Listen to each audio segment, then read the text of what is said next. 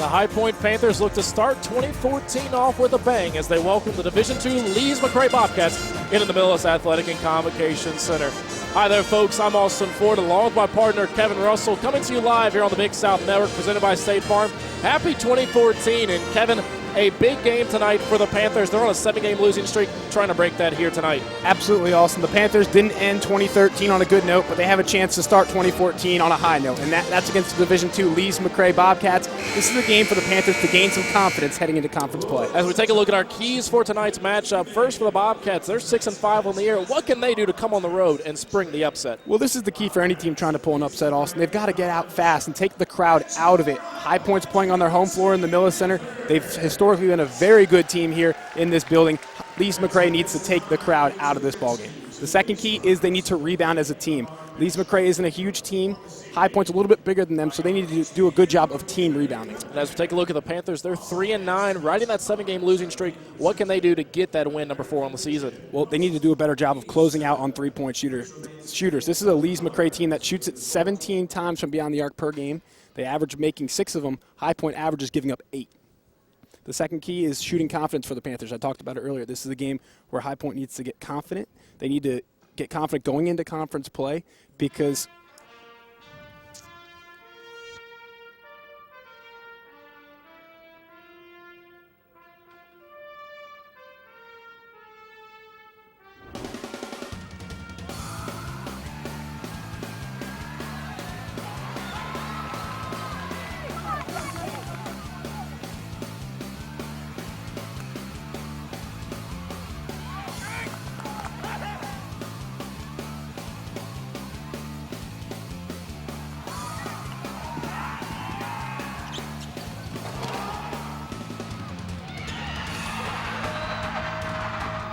teams, one family.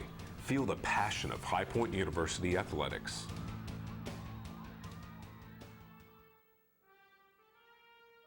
At High Point University, every student receives an extraordinary education in an inspiring environment with caring people. Cutting-edge academic programs are matched with state-of-the-art living. The transformation of this institution has tripled its size, and it has attracted national attention. Students learn and live in a beautiful 300-acre campus. That's High Point University. Extraordinary.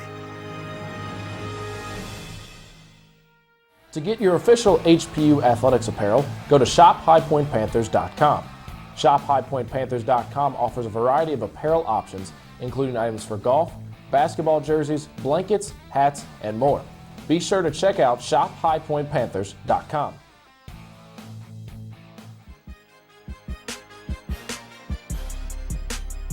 Athletic and Convocation Center here on the Big South Network, presented by State Farm. The Panthers and the Bobcats set to do battle here on the Big South Network. Kevin, again, as we talk about a couple of our key guys to watch for tonight, Mike Chambers for Lees McRae and John Brown for High Point really can make the difference. Absolutely, and you look at Mike Chambers in his last game against Montreat, December 13th, and yes, it's been 3.5 weeks since this Lees McRae team has played a game. December 13th, their last game versus Montreat. Chambers dropped 24 points on 7 of 13 shooting. He also was 4 of 9 from beyond the arc, and that was the last key I was trying to get to there was they need to defend the 3 also. And High Point's a team that doesn't do a great job of it. Lees McRae can expose them here tonight. And then for the Panthers, John Brown, he's the household, the name commodity, but he's struggled in his last 4 ball games. Yeah, before the last 4 ball games, he was right up there in scoring in the entire country. At one point, I think he was top 35 or right around the 35 spot in the entire country, averaging close to 21 points per game.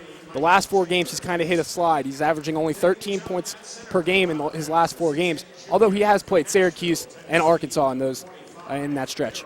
So as we take a look at the starting lineups for both teams, first for the Lees McRae Bobcats, they go with number 11, Darius Smith, the senior out of Woodbridge, Virginia. Mike Chambers, there he is, number 23, a freshman guard out of Winston-Salem, North Carolina. So a local product here in the area. You've also got Raul Tuden, Chase Arnold, and Darryl Bond there along the front court. Then for the Panthers, the lineup that we've seen the last couple games, Kevin, Jorge Perez-Laham at the point, with Darrell Edwards and Adam Weary along with him in the backcourt. Then in the front court, it's John Brown and Lorenzo Cugini. And Adam Weary coming off a really nice game against Wofford. Really the lone bright spot in that match. Well, yeah, and, we were talking about it when we were preparing for this game. Weary finally took the ball to the hole and was aggressive for the first time in that Wofford game. Now, I know they took a 28-point defeat, but, that's a bright spot for me. I think Weary's got to be more aggressive going to the bucket. JB's got to get back on track, which I think he will.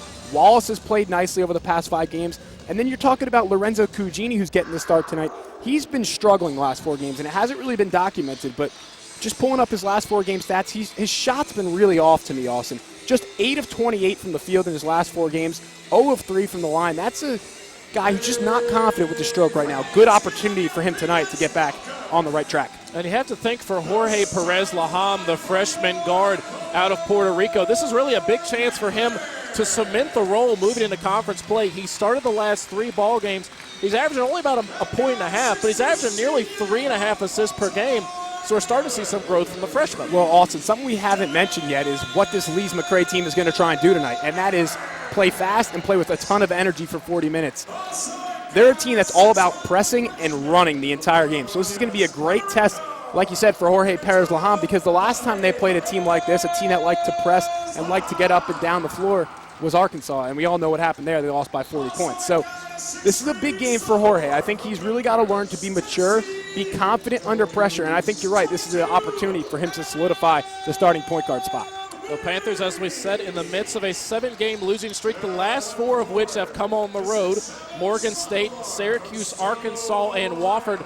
During this 7-game stretch, Kevin, the Panthers are losing by an average of 22 points a game. That can't please Scott Cherry. He knows defense is where this team needs to improve. Well, again, when you're looking at their last 7 games or so, or even the whole season, you look at their stats first half versus second half. They've been in a ton of games in the first half. 6 of their losses this season, they have been trailing or in the lead by less than 5 points. Just think about that for a second. In 6 of their 9 losses, they've only trailed by as much as 5. In the second half, they're getting outscored by about 9 points per game. So this is a team that doesn't adjust well, and I think we're going to have to see them start making better adjustments at halftime. The Lees McRae Bobcats and the High Point Panthers set to do battle here on the Big South Network. The Lees McRae Bobcats coming out of the NCAA Division II from the Conference Carolinas. Interesting note, Kevin, High Point was a charter member of Conference Carolinas all the way back in 1930, stayed in the conference until 1997. High Point is no longer a member of that conference, so needed to get a win tonight, Austin. High Point in the Big South Conference really needing to get that victory as they head into their first Big South game against Campbell on Wednesday night. And you brought this up to me before the game, also. This is a Lees McRae team that won just 3 games last year, 3-23. They've already got 6 wins this year, 4 of them coming on the road. They have a 4-2 record. So this is a team, a Division II team, that's kind of on the rise in their conference. And I think, they're going to be a good test. Although this should be a win for High Point, they're going to get tested in terms of what style of play Lees McRae is going to present to them tonight. The Bobcats will be without junior guard Jacquees Moore tonight.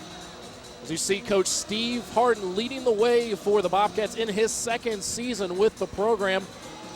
Last year they only averaged 68 points a game. This year, Kevin, averaging nearly 82. And the loss of Moore is going to be pretty big, Austin. We found out right before the game that he actually injured his back last night. Didn't play or anything, just in practice. Happened to hurt his back, and he's out for tonight. The Bobcats coming from left to right on your screen. And there's our man Chambers. And the early rejection from Adam Weary. And right away, you see the Panthers in their man-to-man defense, and that's good to see that they get a rejection on the first play. Panthers averaging a great deal of blocks on the season. That's one category where they are leading their opponents. Panthers averaging nearly 4 blocks, contest, and a turnover. Intercepted by Cugini. And see, that's just an ill-advised pass right there by Cugini. You get a good defensive stand on the other way with John Brown, and then you turn the ball right back over to the Bobcats. High Point, one of the bottom 3 teams in the Big South Conference in terms of turnovers with nearly 15 a contest. And right off the bat, John Brown with authority. Yeah, I mean, that's 2 blocks already for the Panthers. And like I said, this is a Bobcats team that doesn't have a ton of size, Austin, so they're going to need to get better shots than that. Smith to trigger the inbound, gets it into Bond. The bucket and the foul. And I talk about how the Bobcats don't have size, but Darryl Bond is one of those guys who does actually have some size, a junior from Nashville, Tennessee, who's 6'8", 215 pounds. That foul goes against Lorenzo Cugini, his first, team's first. And again, we haven't talked about this in a while. Obviously, the first game we've done together in quite some time, being on winter break. But, this is a Panthers team that really can't afford any foul trouble from their bigs, Austin. That's a big first foul on Lorenzo Cugini. Especially with the loss of Allen Chaney, Tariq Thompson, and Cliff Cornish, the only two bigs coming off the bench. There is Perez Laham averaging just under 2.5 points a game, right at 2 assists per contest. Panthers have really struggled over the last month in their half-court offense. Weary. The individual move is denied. And the rebound by Arnold. And quickly, Steve Harden wants his guys to run. The triple. Nothing but the bottom of the net for Raul Tudor. And that's a timeout for the Panthers. And Coach Cherry is absolutely beside himself as the Panthers head to this huddle. I mean, we talked about in the open, you've got to close out the three, and right there, they just have a guy wide open behind the three-point line. I mean, there was no one even close to contesting that three-pointer. That's the 8th three-pointer of the season for Tudor. Shooting about 22% from behind the arc. And for Coach Harden, that's going to be the best start you can envision for your team. You go back to our keys, Austin. It's kind of funny how these things work out. I said Lees McRae had to get off to a fast start. They're up 5-0. Should be 6 if they could hit a free throw. I said for High Point, they've got to defend the three. They don't defend the three. So right there, you see our keys to the game really playing themselves out. The Bobcats have a 5-point lead. And here's that full court pressure that we expected to see from Coach Harden's squad. He calls it his fire scheme. Fearless, intense, relentless effort. And he's going to pressure the Panthers all night long. And you know what? It kind of reminds me of what Shaka Smart likes to do at VCU, Austin, and that's the havoc. And Perez Laham with a careless 10-second call. Coach Cherry beside himself, pleading with the officials. A.J. Desai, Justin Qualls, and Antonio Vargas are 3 officials for this evening's contest. And those are just 2 careless turnovers right off the bat, and they're just instilling more and more confidence in this Bobcats team. Bond, the deep triple. 5 early points for Daryl Bond. Yeah, and I can't even hate on High Point's defense right there because that was a deep three, like you said. Even their coaching staff, everyone was up kind of angry about the shot selection, and yet it went down. Nothing easy right now in the half-court set for the Panthers. But they get bailed out by the foul. That goes against Bond. It'll be his first, team's first. Quickly, DeJuan McGoy up off the bench to replace Perez Laham. And I think this is a move you have to make. DeJuan's got more experience running this offense, and you can't afford to go down by more than 8 on your home floor to a Division II team. Weary gets it over to Cugini, who drives on Arnold. Shot well off the mark. Brown can't come up with the rebound. Chambers. And no one's really crashing the offensive glass for High Point as we'll get a turnover on a double dribble. But Austin, I looked at those stats in the Wofford game, and it was crazy to me that off of points off turnovers and second chance points, Wofford outscored them 31-11 in that basketball game. That's not a sign of a Scott Cherry basketball team. Certainly the hustle stats not going in the Panthers' favor. You can see why they sit at 3-9 thus far in the young year. Weary.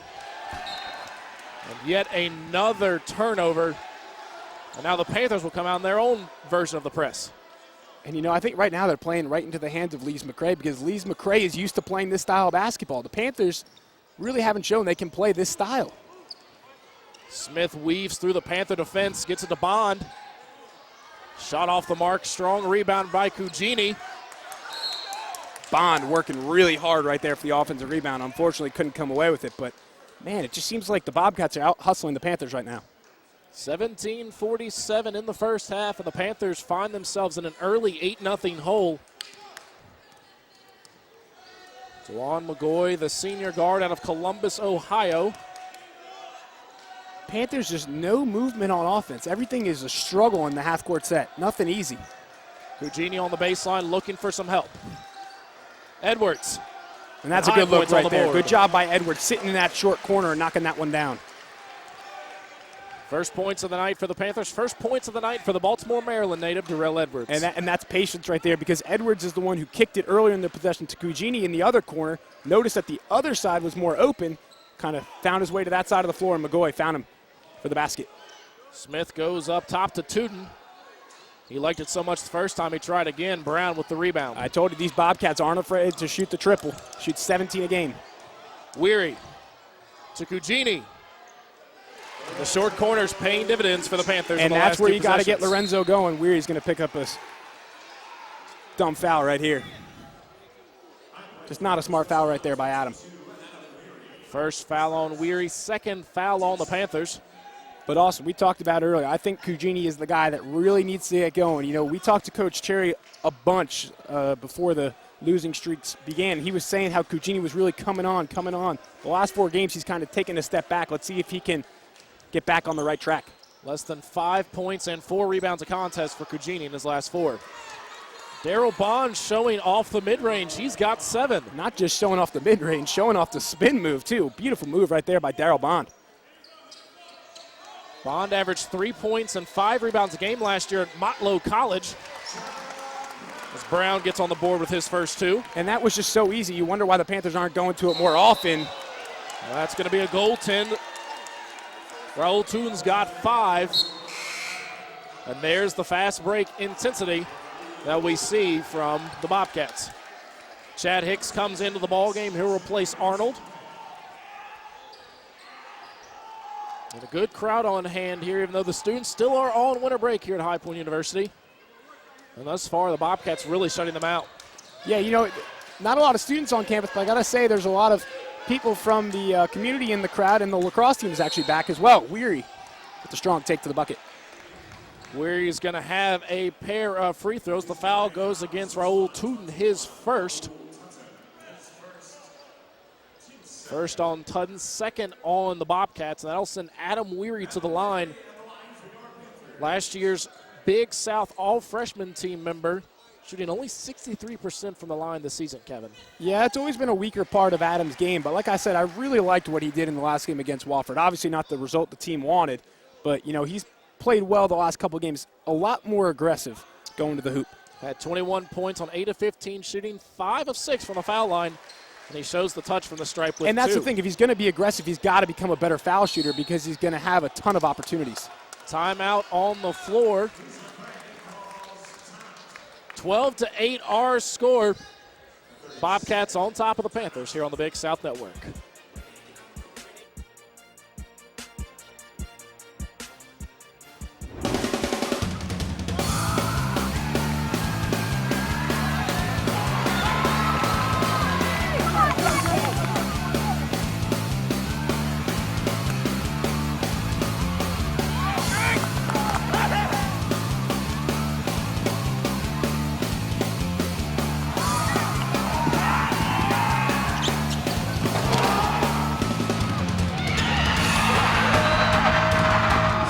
Teams, one family. Feel the passion of High Point University athletics. Back inside the Millis Center, Austin Ford, Kevin Russell along with you here on the Big South Network. The Panthers in a dogfight early, down 12-8 to the Division II Lees McRae Bobcats. That foul goes against Brown. It'll be his first, the third on the Panthers. Now we take you to break. Bobcats on top of the Panthers, 12-8 from inside the Millis Center.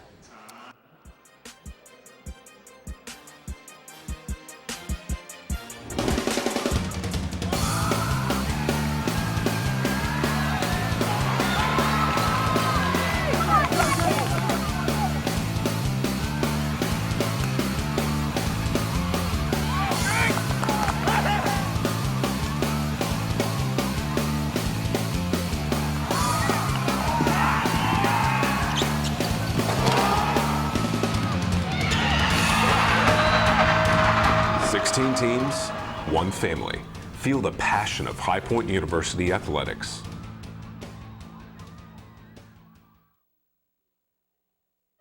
At High Point University, every student receives an extraordinary education in an inspiring environment with caring people. Cutting-edge academic programs are matched with state-of-the-art living. The transformation of this institution has tripled its size, and it has attracted national attention. Students learn and live in a beautiful 300-acre campus. That's High Point University. Extraordinary. To get your official HPU athletics apparel, go to shophighpointpanthers.com. Shophighpointpanthers.com offers a variety of apparel options, including items for golf, basketball jerseys, blankets, hats, and more. Be sure to check out shophighpointpanthers.com. 3 Panther turnovers have turned into 5 Bobcat points, and that's helped Lees McRae take the early 12-8 lead on top of the High Point Panthers here on the Big South Network, presented by State Farm. Austin Ford, Kevin Russell courtside with you this evening from the Millis Center. And Kevin, a great start for the Bobcats. Yeah, I mean, they got out to that quick 8-0 run, but now they've let the Panthers kind of get back in it. Panthers picking up their full court press. Let's see if the Bobcats can handle it. Devontae Wallace freshly into the ball game for the Panthers, but an easy break here by Lees McRae. And McGoy comes up with the steal. That should have been an easy break for the Bobcats, but Brown with a nice catch on the low block, and he turns it over. And Brown should have just gone right to the basket or shot the basketball wide open in the short corner, afraid to put it up on the rim. That's 4 turnovers in the early going for the Panthers. That's not how you want to start just 4.5 minutes in. Darius Smith with the ball out top, the senior from Woodbridge, Virginia, averaging 9.4 points and 5 assists per game, the facilitator of this speedy Bobcat offense. Chambers, another deep triple for the Bobcats. Yep, and that's what's going to keep them in the basketball game. Currently 3 of 4 from beyond the arc. We talked about it. Panthers don't defend the 3, although that one was pretty well defended. Chambers just has a nice touch from beyond the arc. Ball into the post to Brown, and Bond can't do anything to stop him. Yeah, but Bond just doesn't seem like he can defend Brown. I don't know why the Panthers aren't letting John Brown touch it every time down the floor. He's your best player getting the basketball. 4 points for John Brown, the redshirt sophomore from Jacksonville, Florida, with a good start. We talked about it. He really needs to get going. These last 4 games have been tough on him. I know, you follow him on social media, on Twitter and Facebook. He's been really hard on himself, getting up a ton of shots, and hopefully it'll pay off for him tonight. That's going to be a foul on Devontae Wallace, trying to stop Raul Tudden going to the basket. Wallace's first, team's third. That'll send Tudden back to the line where he's already missed one. I mean, am I crazy in what I'm saying, Austin, in that they need to get him the ball more often? Because, I mean, he's touched the ball, 3 times now. One time he turned it over because he was afraid to put it up, didn't realize how wide open he was. The other 2 times he had 2 easy finishes at the rim. Darrell Edwards comes back in for Adam Weary, and Cliff Cornish, a redshirt freshman big man, will step in to replace Gugini. Cornish, another Maryland product on this Panther squad. Tudden will come out. Number 35, Darius Malbon, the freshman from Hickory, sees his first action of the night. And this is a tough spot for Cornish. Obviously a much bigger player for the Panthers, not really used to getting up and down the floor in this full court pressure type thing. Look for the Bobcats maybe to try and force the ball into his hands and force some turnovers. The Bobcats move to a 1-3-1 and defend well. But Wallace somehow gets his hand up in there and gets the tip. And that was just a great job of crashing the boards and finding a way to tip the ball in the basket. 16-12, the Bobcats on top by 4. When you have the size advantage like this, Austin, like the Panthers do over the Bobcats, you really need to do the little things like crashing the boards and going for those second chance opportunities. Hicks's attempt well off the mark. Now High Point with an opportunity to get within 1 possession. 6 minutes eclipse in the first half of play. Brown, quick ball move from the Panthers. And a late foul call from the official, and that's going to be the second on Darrell Bond. It's a quick early blow for Coach Harden and company. And the face Darrell Bond just gave to the official is absolutely priceless if you could have seen it, but I didn't see much there. I think Wallace kind of lost the ball on the way up. Devontae Wallace has been nearly automatic from the stripe thus far on the season, 13 of 14, shooting a crisp 92.9%. And as a team, this Panthers team has shot the ball from the line a lot better. You had John Brown earlier in the season go 11 of 11 from the line. This team, on the whole, I think is shooting just under 75%, so honestly a pretty good number from the charity stripe. DeAndre Tillman comes in, replaces Bond for the Bobcats. Adam Weary comes into the contest. Brown's going to take a seat.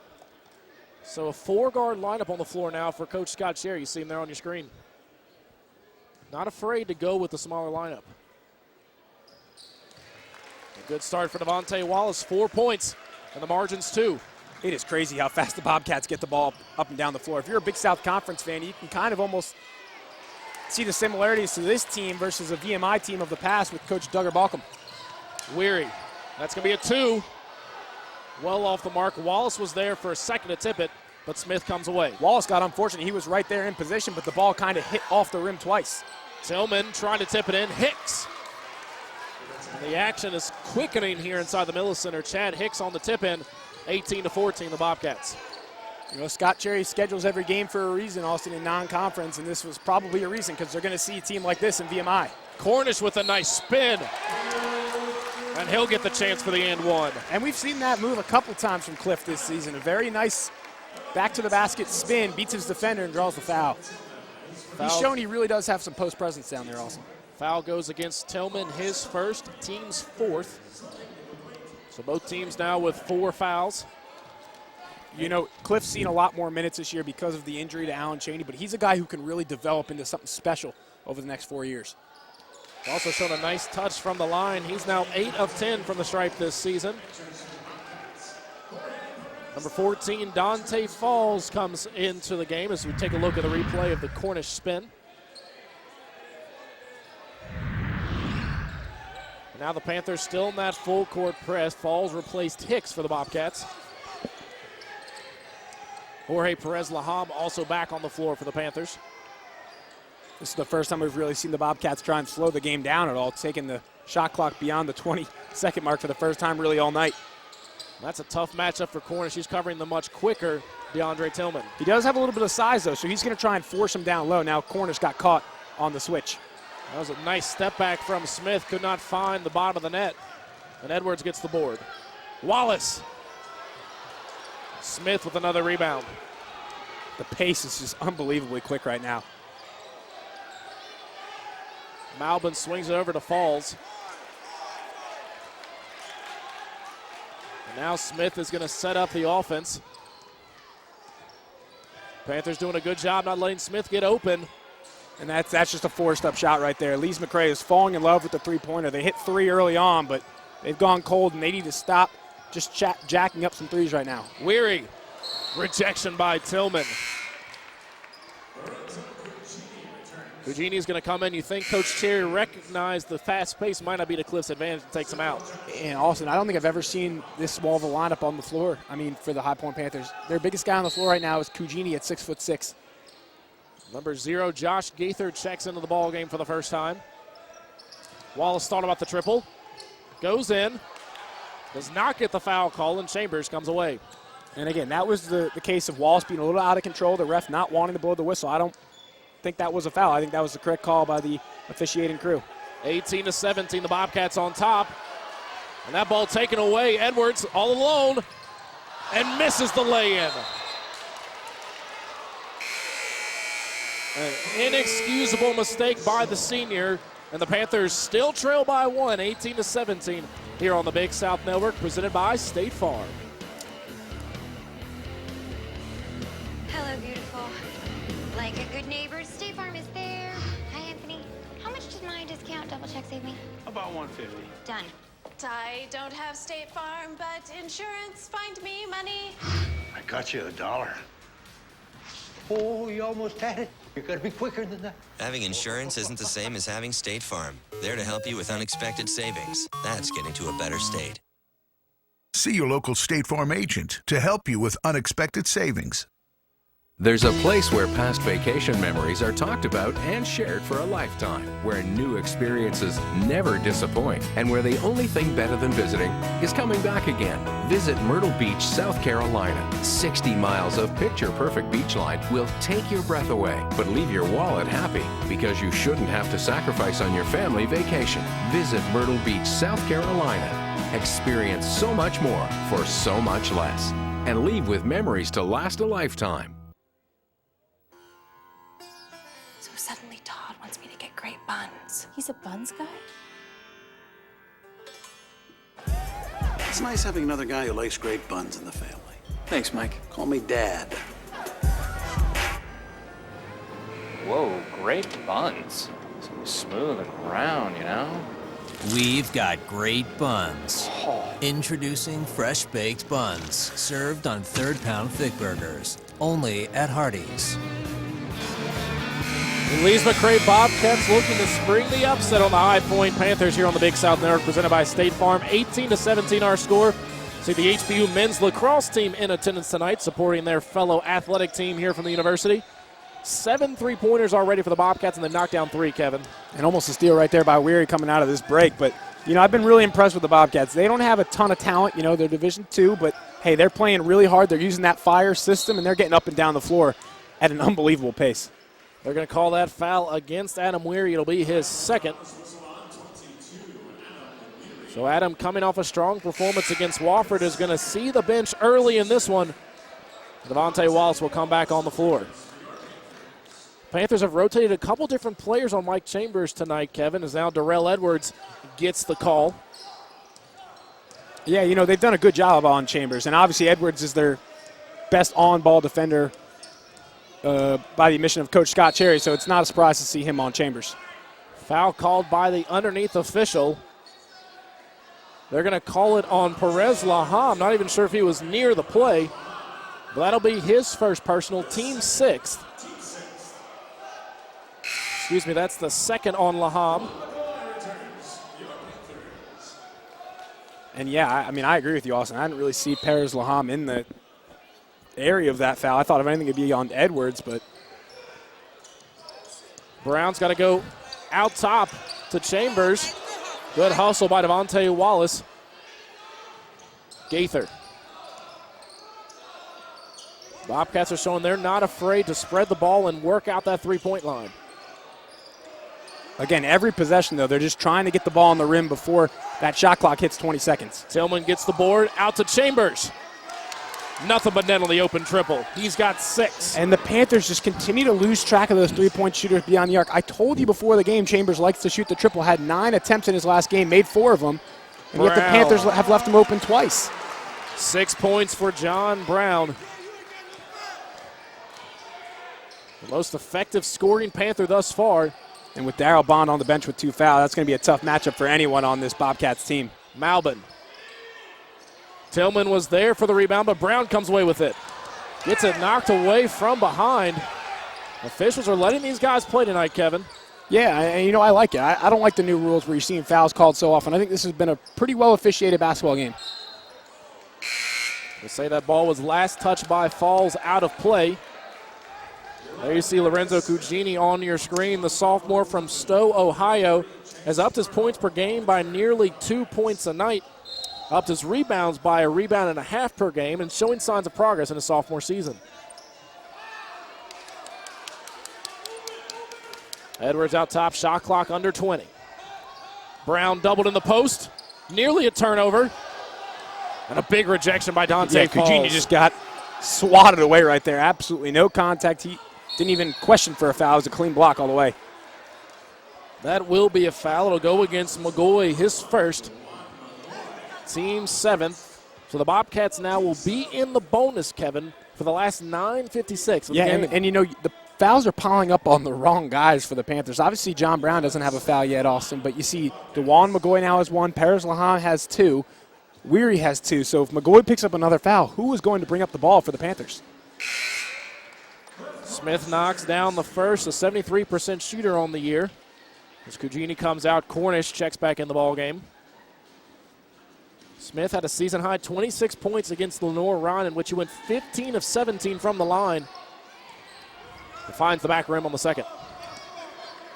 And there's been a couple opportunities for offensive rebounds on those missed foul shots. Panthers aren't doing a great job boxing out. Hasn't killed them yet. High Point going with their big lineup with Brown and Cornish on the floor.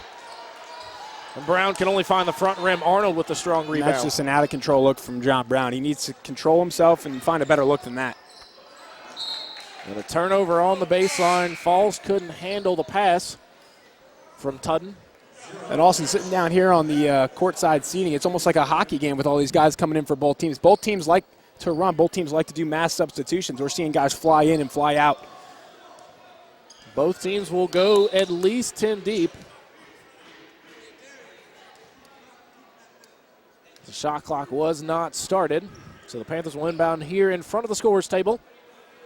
Head coach Scott Cherry on your screen led this Panthers team to the Big South North Division title in the first year of the split divisions, and Edwards with a lazy pass Tudden lays it in. And that was almost really dangerous. Like I just said, McGoy cannot afford to pick up that second foul. Very close. And now a double dribble on McGoy. And the Panthers really beating themselves right now, Kevin. Turning the ball over, committing a ton of fouls. You see Tudden there ending the layup. The Bobcats on top 24-19 with 9+ minutes to go in this first half. Not the start the Panthers wanted to see. Their first game at home in a couple weeks. Yeah, not the start they wanted to see at all. I mean, they're shooting the ball a little bit better than they have in the past, but their defense hasn't been any better, and they're making those careless turnovers. Cornish with the big man's rebound. Wallace to McGoy. And Cornish was wide open, streaking to the basket. Brown had 2 opportunities, couldn't put it in. Cornish has lost a shoe. He's playing with 1 shoe on. Cornish. Good defense on the Arnold jumper. He's going to come back down the other way. And, you know, the thing is, Scott Cherry already used 1 timeout this half when the Bobcats jumped out to a 5-0 lead, so he's not going to use a second timeout this early in the game. Brown gets it nearly taken away and now picks up his second foul.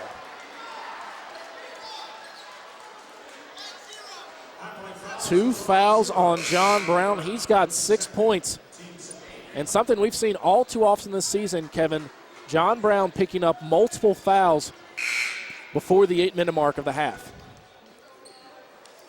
And we're going to have to see Hasheen McIntyre into the game, and it's actually going to be a 1-and-1 foul because High Point's on the bonus, and they're going to call it a loose ball foul. They're not going to say Brown had possession.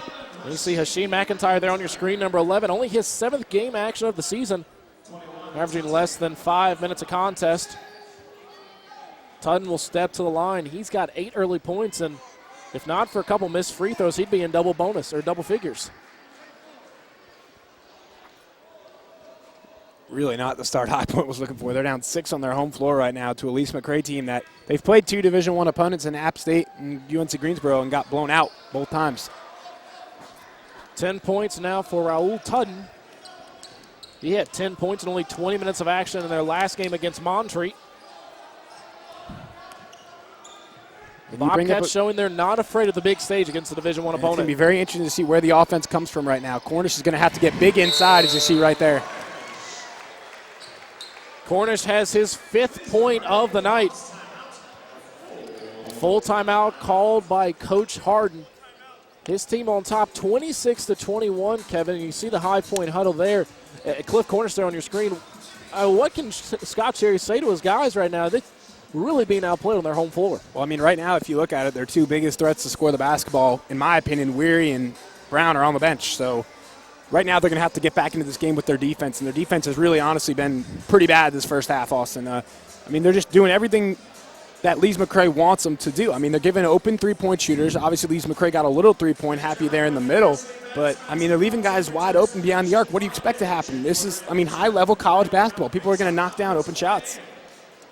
The Panthers shooting 42% from the floor, 8 of 19. They've only attempted 1 3-pointer, was a miss. Meanwhile, for the Bobcats, they're 9 of 23 from the floor, 4 of 9 from behind the arc, and that's really where the difference is right now. Well, like I said, High Point gives up on average 8 3-pointers a game. That's 24 points from beyond the arc, and you're not going to win a lot of basketball games doing that. Lees McRae already has 4. As you'll see, Cliff Cornish finishes a nice one inside, but Cliff's got to get better defensively. I mean, right now, High Point's scoring 21 points with 8 minutes left. That's a fine number. They're on pace to score just under 40 points and a half. You'll take that if you're Scott Cherry. The defense right now is what's really killing the Panthers. And you have to think that's why Hasheen McIntyre's in the game. He came on strong late last season as a defensive threat. And right away, they force a turnover. Timeout on the floor. High Point struggling, down 5 here on the Big South Network.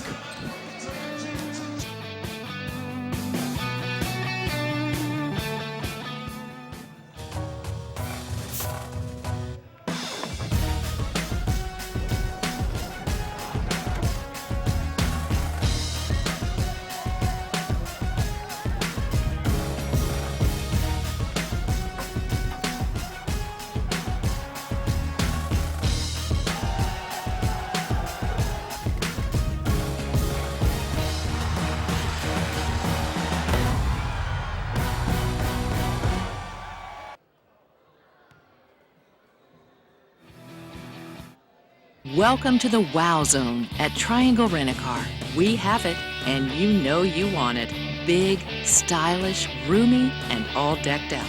Our selection of sport utility vehicles at Triangle Rent-A-Car is second to none. Navigational systems, roll stability, satellite radios, leather seats, DVD players. So lean back, close your eyes, and imagine yourself in a Triangle Rent-A-Car SUV. Triangle Rent-A-Car. Just tell us what you need. Be a part of Myrtle Beach Madness.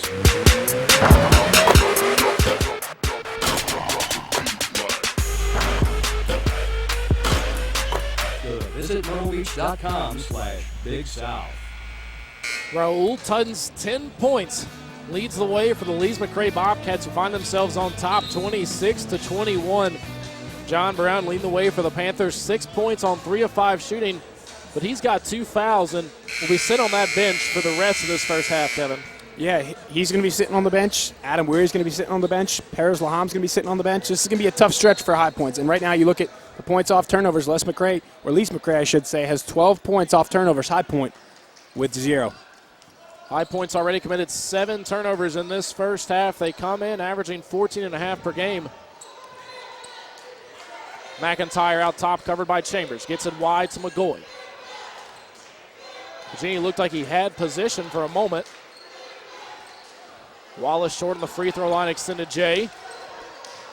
Tudden able to save it to Smith. And every time there's a rebound like that, a live ball rebound, they will say they just look to push, and it's working really well because this Panthers team is not getting back on defense. That foul is going to be on DeJuan McGoy. That's his second. So 4 Panthers now with 2 fouls. That's the 19th foul on High Point. So Smith will have a 1-and-1. The next foul, Lees McRae will be in the double bonus. Yeah, I mean, who's going to – Austin, are they going to leave McGoy in right here? Or, I mean, what does Scott Cherry do? I mean, looks like he's going to bring Perez Laham back in, but he's got 2 fouls as well. So this is going to be gut check time for the Panthers. They can't afford to lose one of these guys for an extended period of time because then they don't have a guy who can bring up the basketball. Smith now with 2 points, also has 4 rebounds and 3 assists. So very active first half for the senior guard. And someone's got to get back there and help Devontae Wallace get the ball in. There comes Rasheem McIntyre, but he's trapped in the corner. He tries to break it. Got away with a push. Cugini. Cornish couldn't finish on the slam. And now the 3-on-2 break. Smith takes it himself. And that was a smart take right there by Smith. He got hacked, no call. And Laham trying to push it ahead and get it to Cornish, turns it over. You look down the High Point bench, just exasperated looks on all the faces. They're playing right in the hands of the Bobcats right now. The Bobcats want to force mistakes because they know High Point isn't used to this up-and-down style, even though that's what Coach Cherry eventually wants to get to. Right now, they have a freshman point guard on the floor, and Jorge Perez Laham. You cannot do these things if you're High Point. Wallace goes for the steal. Tudden gets stripped. Chambers. Over the outstretched arms of Rasheem McIntyre. 9 first-half points. The lead is the largest of the night at 10. And again, I mean, Panthers need to do a better job of just not even giving him any space. I know that was contested, but when a guy like Chambers gets a look, he's going to make it 9 times out of 10. Cugini misses the bunny inside, but gets bailed out. Foul's going to go against Darius Smith. It's his first. So take a look at Chambers. I mean, that's a good closeout. You know, I thought there was a little bit more room there. That was a pretty good closeout right there by the Panthers. Just a good stroke right there by Chambers. And we told you before the game this kid could put up some numbers, and he really is tonight. Cugini has only taken 13 free throw attempts, just made number 8. Interesting move here by Coach Cherry. He brings back in both Weary and Brown, both of whom have 2 personal fouls.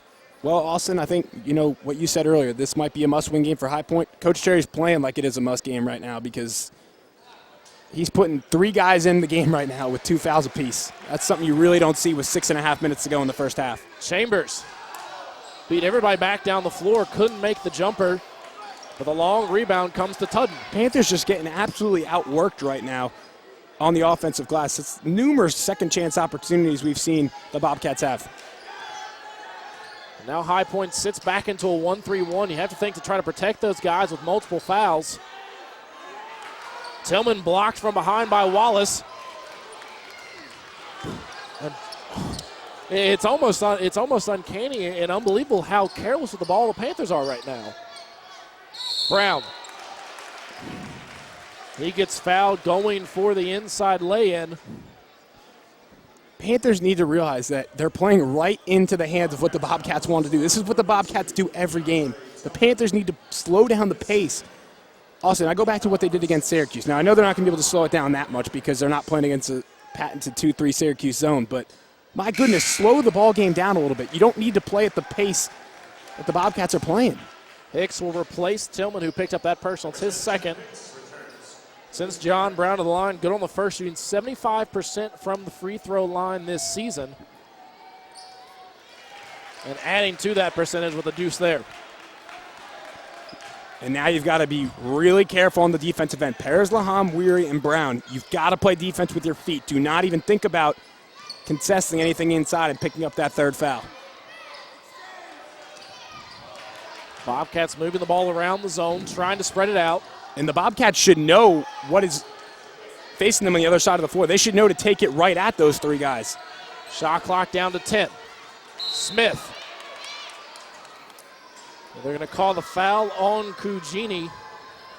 One of the few guys on the floor that doesn't have a personal foul against him. Picks up his first.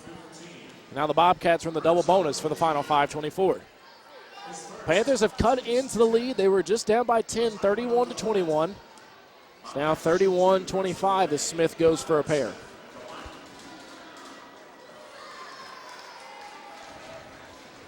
Kevin, the Bobcats have shown the ability to not only run in the full court and run the press very well, but they've shown a good ability offensively to run in a half-court set. Yeah, I mean, they've done a good job. I mean, they still try and be fast in their half-court set. It's just they try and get the ball on the rim with no less than 20 seconds on that shot clock, and a good job here by Perez Laham breaking the press.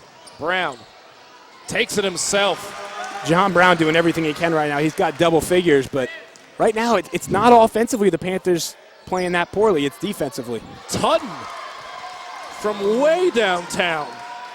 13 first half points for Raul Tutton.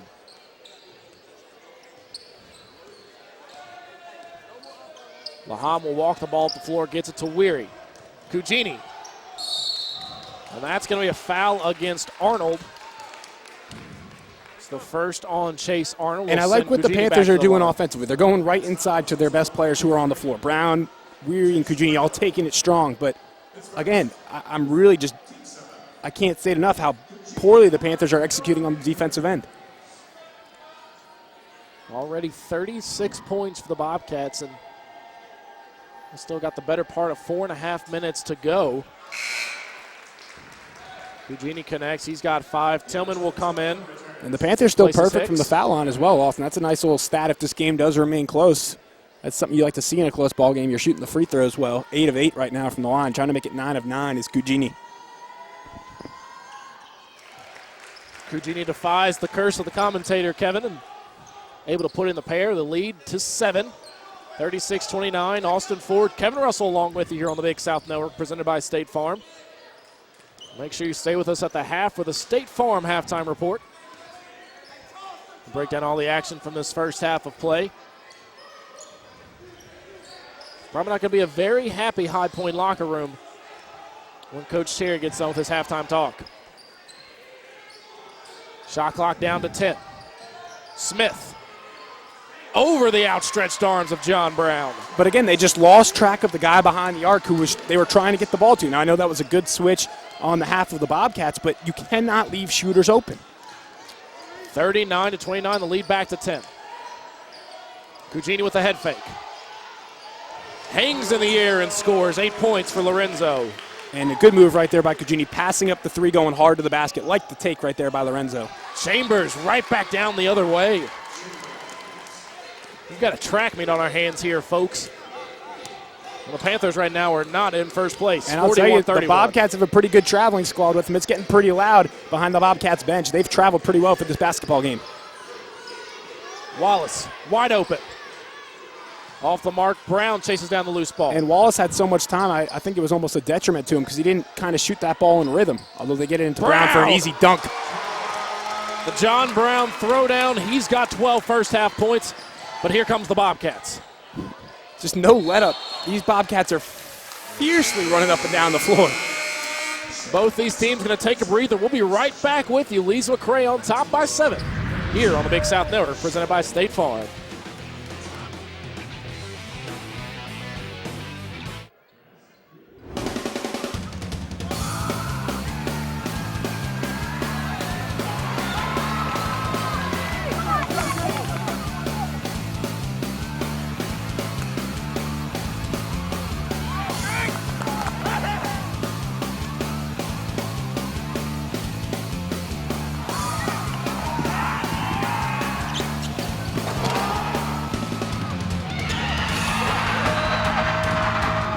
Teams, one family.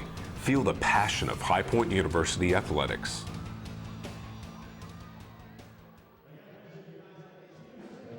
At High Point University, every student receives an extraordinary education in an inspiring environment with caring people. Cutting-edge academic programs are matched with state-of-the-art living. The transformation of this institution has tripled its size, and it has attracted national attention. Students learn and live in a beautiful 300-acre campus. That's High Point University. Extraordinary. To get your official HPU athletics apparel, go to shophighpointpanthers.com. Shophighpointpanthers.com offers a variety of apparel options, including items for golf, basketball jerseys, blankets, hats, and more. Be sure to check out shophighpointpanthers.com. The Bobcats are feasting on Panther turnovers. 8 Panther turnovers have been turned into 15 points for the Lees McRae Bobcats, and they're on top 41-33. Austin Ford and Kevin Russell along with you. And Kevin, right now Lees McRae just put it on the Panthers. Even when the Panthers score, Lees McRae right back down the floor for a bucket of their own. Well, you know, I was just telling you before the break, I've been really critical on this Panthers defense, but we just saw a couple replays. You know, the three-pointers that the Bobcats are hitting right now, the Panthers actually are doing a decent job contesting. Now, there have been some open ones. But that being said, if you realize a team is shooting the ball really well from the three-point line, you need to be in their pocket, not even allow them to get a look, because right now everything and anything is falling for this Bobcat squad. The officials did change the Bobcats 3 to a 2. So the lead is now 40-33. And the 9th turnover of the night has Sheen McIntyre back into the ball game.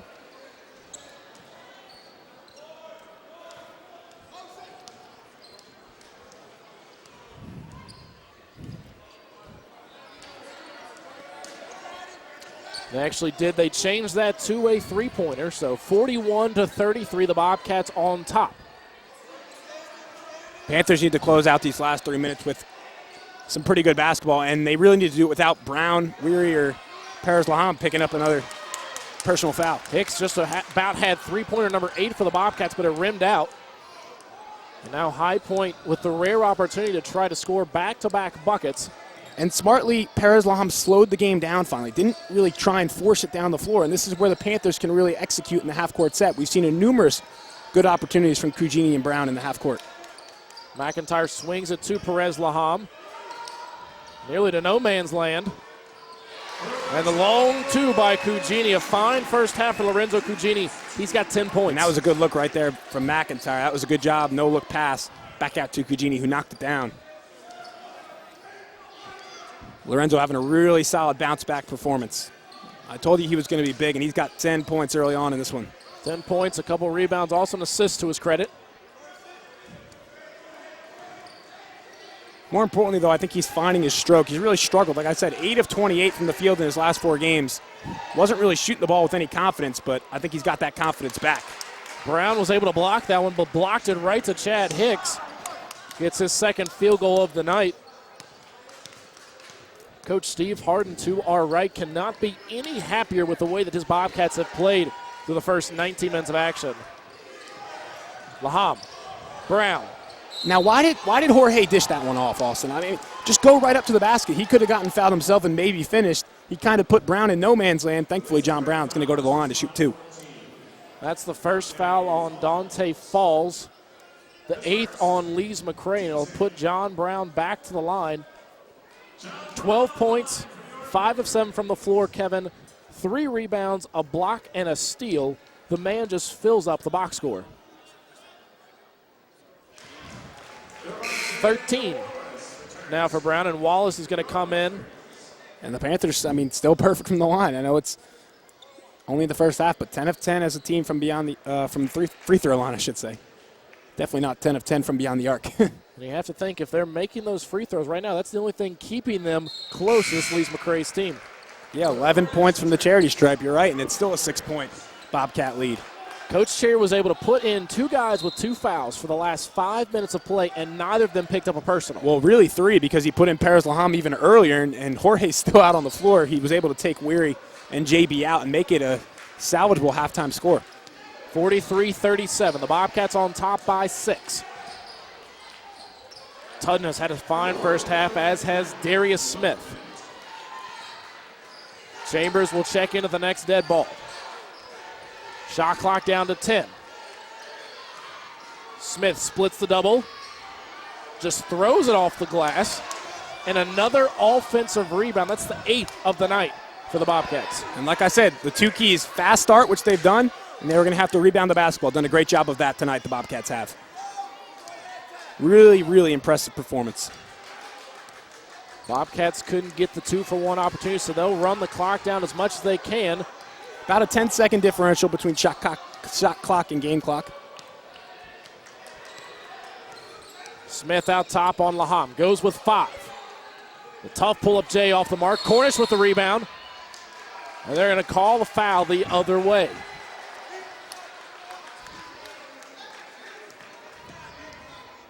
It's going to go against Hicks. It'll be his first. And more importantly, the team's 8th, Austin, so that's going to put them in a 1-1. That was kind of a unfortunate foul right there on the loose ball situation. Actually, their 9th team foul as they update the scoreboard. That puts a Sheen McIntyre on the line, the 6'2" sophomore from Harrisburg, PA, averaging 2 points a game. It's only 2 of 5 from the charity stripe this season. That's the first miss of the night, but Cugini with the big offensive board. Game clock down to 7. High Point's got to go. Laham out top, working on Smith. Wallace, the block by Hicks. Laham gets it back, knocks it down. Very fortunate right there from Jorge to knock that one down, Austin. Huge momentum change going right into the half. Only a 4-point deficit. That's a big swing for High Point. Laham's first points of the half puts the Panthers down 4, 43-39. Stay tuned. The State Farm halftime report is coming up here on the Big South Network, presented by State Farm.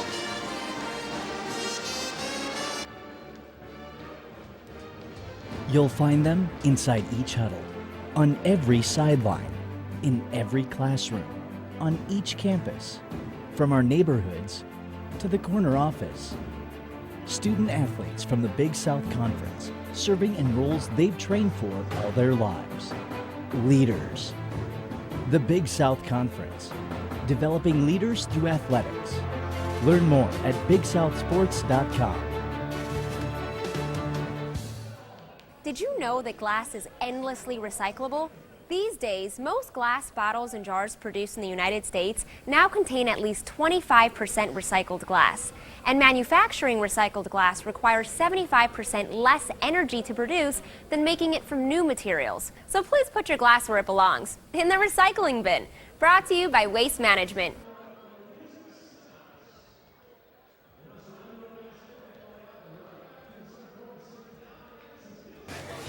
So I switched my car insurance to State Farm. I saved $480. You know what that is? Yeah, don't say it. You know what it is, right? Yeah, don't. It's a lot of dough.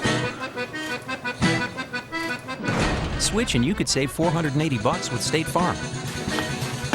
It's a lot of dough. See if your local State Farm agent can save you a lot of dough. Get to a better state. State Farm. So suddenly Todd wants me to get great buns. He's a buns guy? It's nice having another guy who likes great buns in the family. Thanks, Mike. Call me Dad. Whoa, great buns. So smooth and round, you know? We've got great buns. Introducing fresh baked buns, served on third-pound thick burgers, only at Hardee's. There's a place where past vacation memories are talked about and shared for a lifetime, where new experiences never disappoint, and where the only thing better than visiting is coming back again. Visit Myrtle Beach, South Carolina. 60 miles of picture-perfect beachline will take your breath away, but leave your wallet happy, because you shouldn't have to sacrifice on your family vacation. Visit Myrtle Beach, South Carolina. Experience so much more for so much less, and leave with memories to last a lifetime.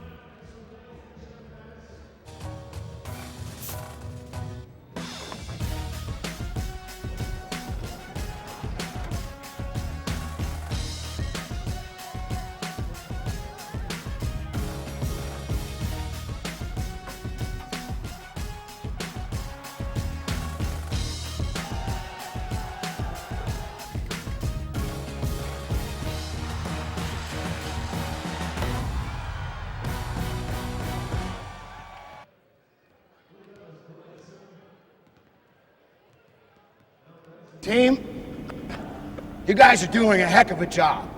And don't forget, we got the Big South Championships coming up, and we're all gonna head to Myrtle Beach. Road trip! Come on!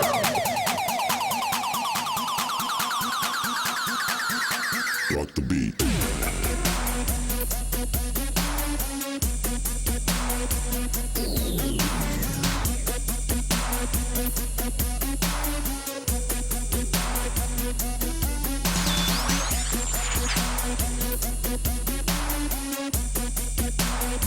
Don't miss Myrtle Beach Madness. Make your plans now to attend the Big South Basketball Championships March 4 through 9.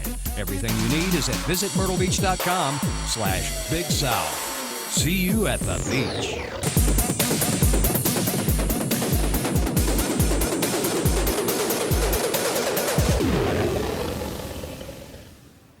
You'll find them inside each huddle, on every sideline, in every classroom, on each campus, from our neighborhoods to the corner office. Student athletes from the Big South Conference, serving in roles they've trained for all their lives. Leaders. The Big South Conference, developing leaders through athletics.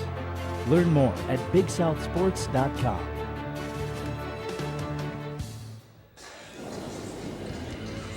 It's been a track meet inside the Miller Center, and the Panthers find themselves on the wrong side of a 43-39 scoreline here inside the Millis Athletic and Convocation Center. Welcome into the State Farm halftime report here on the Big South Network. Austin Ford, Kevin Russell along with you.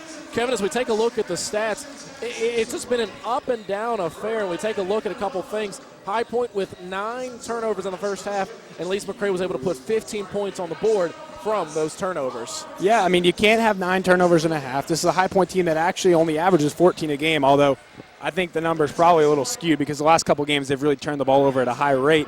The rebounding category, High Point should be well up in that. They're not, and they're giving up a ton of second chance opportunities on the offensive glass. So, again, that's a misleading stat line as well, that Les McRae only has 19 points or 19 rebounds because they have 8 offensive rebounds, and that's a huge factor in this ballgame. 3-point field goal percentage, obviously, that's the killer right now. High Point giving up 7 3-pointers in that first half.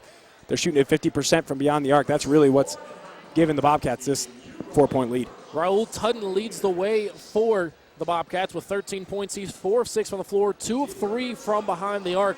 Darius Smith also in double figures. He's got 11 points, 4 of 7 from the floor. As we take a look at some of the first half highlights, John Brown leads the way for the Panthers with 14 points, but he only took 7 shots in that first half and played only 15 minutes. Well, you see right away John Brown doing a good job on the defensive end. Obviously not a good play right there as there's an and one situation. That was how he started the game. You know, the Bobcats jumped out to a 5-0 lead, and then they just started popping threes, and they were going in from everywhere. I mean, Chambers had a nice first half from beyond the arc. Tutton had a nice first half from beyond the arc, 2 of 3 on attempts. Chambers was 3 of 4, so obviously the Panthers need to do a better job of closing out on the 3-point shooters. That man right there, Lorenzo Cugini, had a nice first half, 10 points. But again, it just comes back to those 3-pointers from the Bobcats.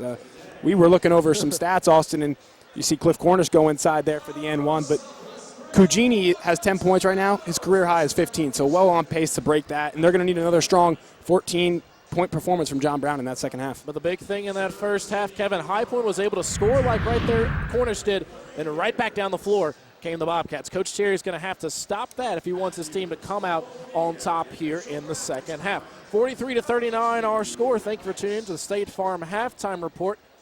Get social with the Big South. Join our always growing network of fans on Twitter, Facebook, and YouTube. Connect with us through BigSouthSports.com and be part of the discussion now. Follow, watch, like, and share with the Big South Conference. 43-39 our score. High Point trailing by 4. Do they have a comeback in them in the second half? We'll find out from inside the Millis Athletic and Convocation Center. There's a place where past vacation memories are talked about and shared for a lifetime, where new experiences never disappoint, and where the only thing better than visiting is coming back again. Visit Myrtle Beach, South Carolina. 60 miles of picture-perfect beachline will take your breath away, but leave your wallet happy, because you shouldn't have to sacrifice on your family vacation. Visit Myrtle Beach, South Carolina. Experience so much more for so much less, and leave with memories to last a lifetime. Hello, beautiful. Like a good neighbor, State Farm is there. Hi, Anthony. How much did my discount double check save me? About $150. Done. I don't have State Farm, but insurance, find me money. I got you $1. Oh, you almost had it. You gotta be quicker than that. Having insurance isn't the same as having State Farm. There to help you with unexpected savings. That's getting to a better state. See your local State Farm agent to help you with unexpected savings. So suddenly Todd wants me to get great buns. He's a buns guy? It's nice having another guy who likes great buns in the family. Thanks, Mike. Call me Dad.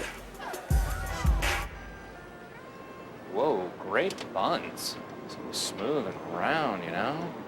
We've got great buns. Introducing fresh baked buns, served on third-pound thick burgers, only at Hardee's.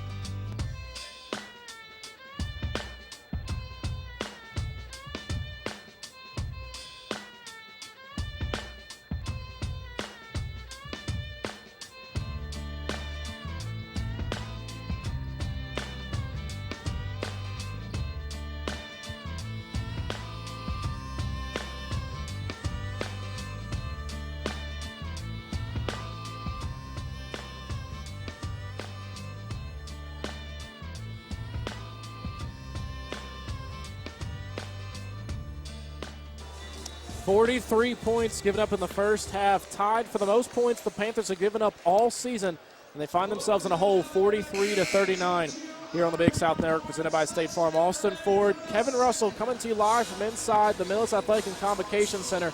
You see there on your screen, Alan Cheney. It's the first game that Alan has attended here in the Millis Center since he went out with his heart issues in the Wofford game. So hopefully Alan being back is a good omen for this team.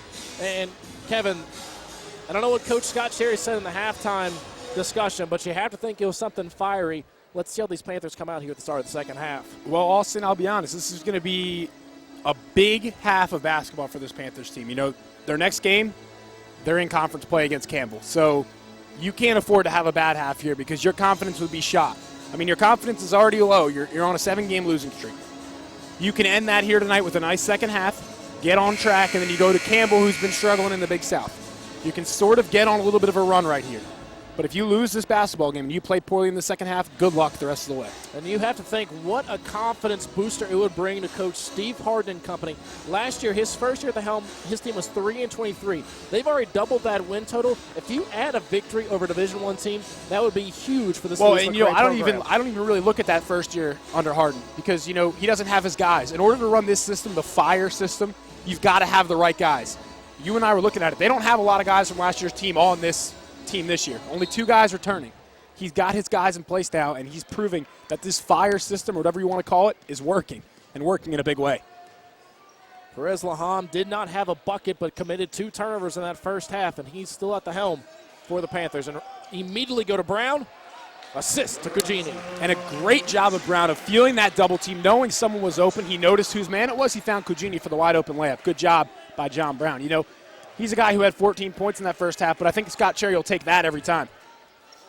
Darryl Bond didn't play much of that first half, committed 2 early fouls, and sat on the bench and right away a turnover. So a bucket on one end for the Panthers, a defensive stop on the other, and a good start for the Panthers.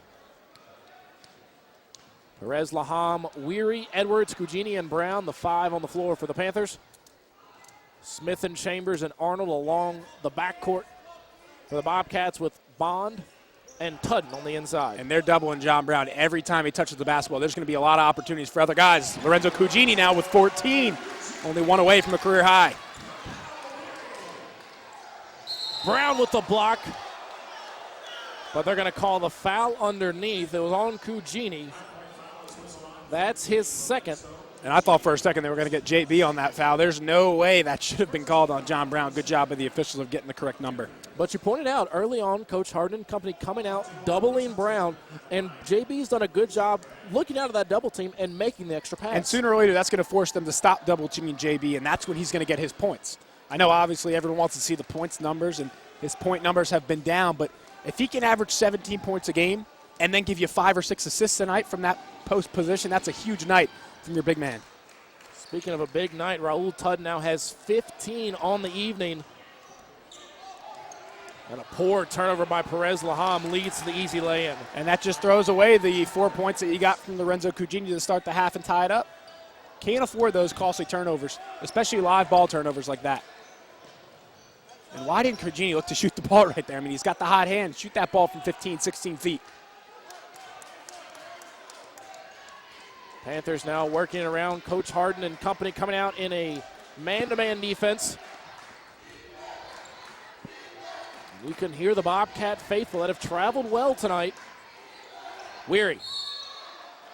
And if that's on Darryl Bond, which it is, it's his 3rd personal. And I don't know, it's going to be interesting. Are they going to call that in the air going to the basket? It looked like Weary was actually trying to dish that one off at the last second, so I think they are going to get him on the way up to the basket, though, so that'll be a good break for Weary. He'll go to the line to shoot 2. Weary had 2 points and 3 assists in that first half, had to help out in the point guard role with a couple early foul trouble issues. And the good free throw shooting for the Panthers continues. Now they are now 14 of 15 on the night, so that's another good stat in a close ball game. Like I said, you always want to be shooting your free throws well, but especially in tight ball games like this. Perez Laham gets the early exit in the half. DeJuan McGoy comes in to replace him. Weary now has 4, the lead back to 2, and a turnover. McGoy, tie ball game. And a great look to McGoy underneath. Again, John Brown doing a great job of facilitating his teammates. That's 3 assists already in this second half. The Panthers giving the Bobcats a taste of their own medicine, and we are all square at 47. Smith operates out top with Weary defending. Bond with the 2-inch height advantage on Cugini. Off the mark. JB nearly lost it to Arnold. McGoy pushes. No need to push right here, but McGoy going to go to the hole anyway and finish. McGoy's got a bit of a loosey-goosey dribbling style, and he was able to weave and slither his way all the way to the plate. The Panthers have their first lead, and it's immediately taken away.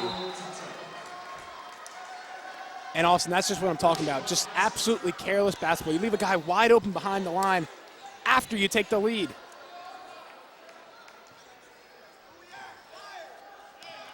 So the Panthers had the lead for all of about 8 seconds, Kevin. And the Bobcats take it right back. And the crowd was into it, and that was the key. Les McRae has taken the crowd out of it for the whole ball game. Finally, the crowd gets into it, and then the Panthers played poor defense for 8 seconds. Les McRae showing a lot of gumption here in this early going to the second half.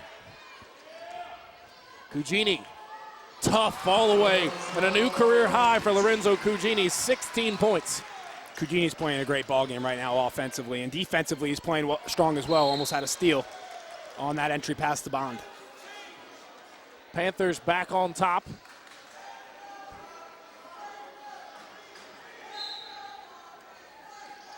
Even with the lead, Coach Cherry not happy. As Tutton there with a quick trigger. Nobody went to the basketball. Well, that means Adam Weary's going to pick up his 3rd personal. And Coach Cherry just beside himself. Cugini did a great job of boxing out his man, but didn't go to the basketball. I mean, it's great to seal off your man and all, but the key is to get the ball. 51-50. Panthers shooting it unbelievably well. 55% from the field, 94% from the line. Don't have a three-pointer yet in this ball game, but they've only taken 3, so not a big deal in that department. Weary comes out. Wallace comes in to replace. Smith, wide open. 11 points for Darius Smith. The 9th triple of the night for the Bobcats. I told you, Panthers give up 8 a game, and the Bobcats like to shoot it. They're doing it tonight. That's going to be foul number 4 on Darryl Bond.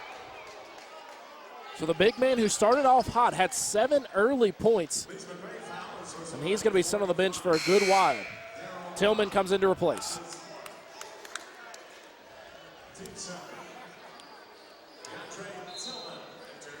Bond not happy as he walks to the bench. Brown goes for the fall away, and Chambers gets the board. And that was some pretty good defense right there. I got to say, Tillman did a great job of standing his ground and making Brown force up an off-balance jumper. You know, every time Tillman comes into the game, the bench is really getting fired up and really wants him to play good, strong defense against JB. Smith gets doubled, finds Tutton in the corner. The Bobcats working the shot clock. It's down to 10. This is not something they usually do, work the shot clock. Arnold with the head fake, rejected by Brown. And Arnold just had no clue that JB had that type of closing speed. The guys he's playing in the Carolina Conference just don't have that kind of ability. See the swat away right there by John Brown. Second block of the night for John Brown. Shot clock to 3. And Chambers hit nothing but air from 35 feet. Takes us to our first timeout of the second half. The Panthers have closed it, but they're still down 2, 53-51 on the Big South Network. There's a place where past vacation memories are talked about and shared for a lifetime, where new experiences never disappoint, and where the only thing better than visiting is coming back again. Visit Myrtle Beach, South Carolina. 60 miles of picture-perfect beachline will take your breath away, but leave your wallet happy, because you shouldn't have to sacrifice on your family vacation. Visit Myrtle Beach, South Carolina. Experience so much more for so much less, and leave with memories to last a lifetime. Hello, beautiful. Like a good neighbor, State Farm is there. Hi, Anthony. How much did my discount double check save me? About 150. Done. I don't have State Farm, but insurance, find me money. I got you $1. Oh, you almost had it. You gotta be quicker than that. Having insurance isn't the same as having State Farm. There to help you with unexpected savings. That's getting to a better state. See your local State Farm agent to help you with unexpected savings. So suddenly Todd wants me to get great buns. He's a buns guy? It's nice having another guy who likes great buns in the family. Thanks, Mike. Call me Dad. Whoa, great buns. So smooth and round, you know? We've got great buns. Introducing fresh baked buns, served on 3rd-pound thick burgers, only at Hardee's. John Brown and Lorenzo Cugini have combined for 30 of the Panthers' 51 points. And they trail by only 2 to the Lee's McRae Bobcats 53-51 here in the Miller Center. Austin Ford, Kevin Russell along with you here on the Big South Network presented by State Farm. Panthers held the lead briefly at 51-50. But a quick 3 back the other way by Tudden puts the Bobcats on top. Yeah, and really the Panthers are 5 of 6 in the second half, but the problem's been their 3-point defense again. They've given up 2 threes. The Bobcats have hit 2 of 4 from beyond the arc in the second half. 9 of 18 now for the game. And the 11th Panther turnover. We'll see if it leads to points. Chambers to Smith. Coach Harding just cannot be happy with the effort of his players. We're sitting right next to him on the floor right now, and every time down the floor, great job this, great job that. I mean, his players are really playing hard for him right now. A moving screen called against Chambers. That'll be his first, team's 3rd of the second half.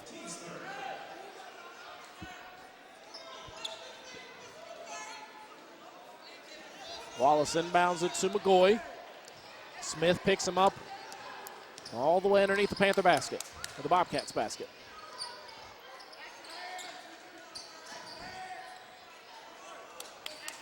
They're looking for Cugini, and they get it to him. Brown had the advantage on Tillman in the post. I saw that as well, Austin. Cugini just couldn't wait that extra half second to get the ball into Brown. McGoy. Triple off the mark. Smith with the run out. And what a surprise, the Bobcats look to run. That one draws front rim, and JB comes up with the rebound, his 4th, and gets it to a guard. Coach Harding just pleading with his team to continue this type of effort and intensity. McGoy all the way to the bucket. Tillman may have got a piece of it. Tudden. And Tutton just tried to step back and take that 3, kind of smiled after he dished it off. Chambers. 15 points for Mike Chambers, and he'll go to the line to add to it. Half foul goes against Wallace, his second. Unbelievable take to the bucket right there by Chambers, and just got the friendly rim. That's kind of the night it's been for the Bobcats. Everything seems to be falling their way. Only shooting 41% from the field, but they've put it up so many times. It just seems like every big bucket they need, it's going down. Number 15, Rashard Felton sees his first action of the night. He's going to give Darius Smith a little bit of a break. Cliff Cornish and Adam Weary check in. Cugini and Edwards go out.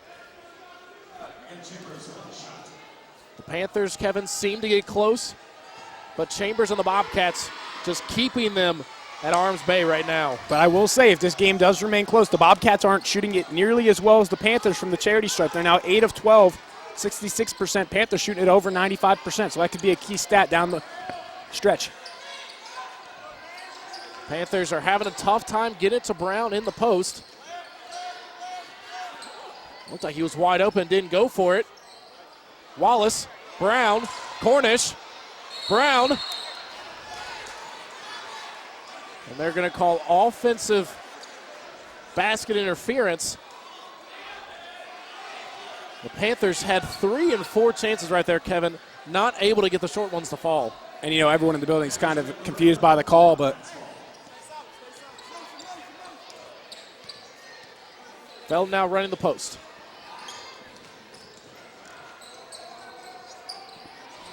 Looking for Tudden, couldn't get him to him. Now Chambers will take possession. And Austin, I think they actually called defensive basket interference on the last one, not offensive, as they gave the Panthers 2 points. Kind of an interesting setup there. So the Panthers do get on the board and looking to add to it. So that's a big change of events right there. The 2 points go back on the board. Now Wallace goes streaking to the bucket, and he's going to have a chance to give the Panthers a lead. Beautiful cut to the basket by Wallace. And a great find by McGoy as well. I think they're going to give Wallace credit for both buckets.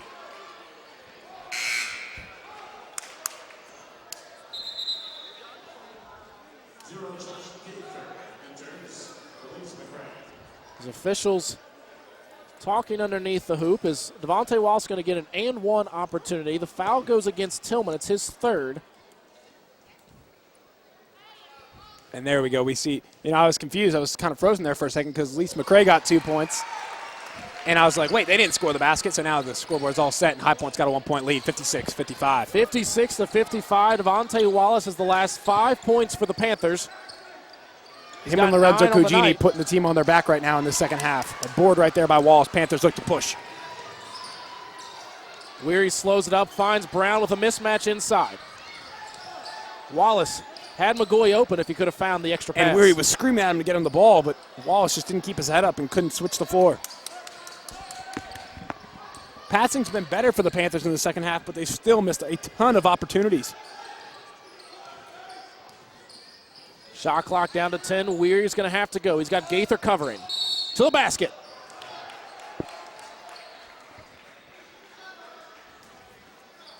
Foul against Gaither is his first.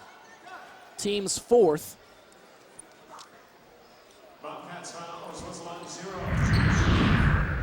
As you see, Weary go strong to the bucket and get fouled, and a good rejection right there to keep the ball from going into the basket and preventing the and one opportunity by Tillman. Weary gets the kind roll. He now has 5. Hicks and Falls return. Arnold and Tillman take a seat. High Point with its largest lead of 2 points. Kind of funny to say, but Panthers have been behind for the majority not really of this if ballgame. you watch this game, I mean, Lise McRae has outplayed High Point, in my opinion. The Panthers, the press has been to their favor in the second half and causes another turnover. And this is, danger time if you're Lise McRae. They had all the confidence in the world. The crowd's starting to get back in it. They really need to settle down, start hitting some of those threes again. 58-55. The Panthers up by 3. 12:50 to go in the ball game. The Panthers, even though they've given up a couple triples in this half, Kevin, have done a better job of keeping the Bobcats off that three-point line. What a head fake by Brown. But too strong on the jumper. Yeah, that fadeaway jumper is kind of a staple of his game, and he really excelled at that last year. Beautiful move to the basket. Hornish with the block. And they're going to call a technical foul on Chambers. And I don't know what Chambers did, Austin. I mean, I was kind of following the action, but so that foul against Chambers. Foul's going to be against Chambers, his second. He wasn't happy that a foul wasn't called. Cornish had the block up top. I mean, it was a clean block, but I don't know if I agree with the technical foul being assessed right there, Austin. I mean, people get mad at the referees all the time. I mean, maybe it had been something that was brewing, but I didn't see enough there to warrant 2 shots and a technical foul. Devontae Wallace converts again from the free throw line. Only 1 miss on the season.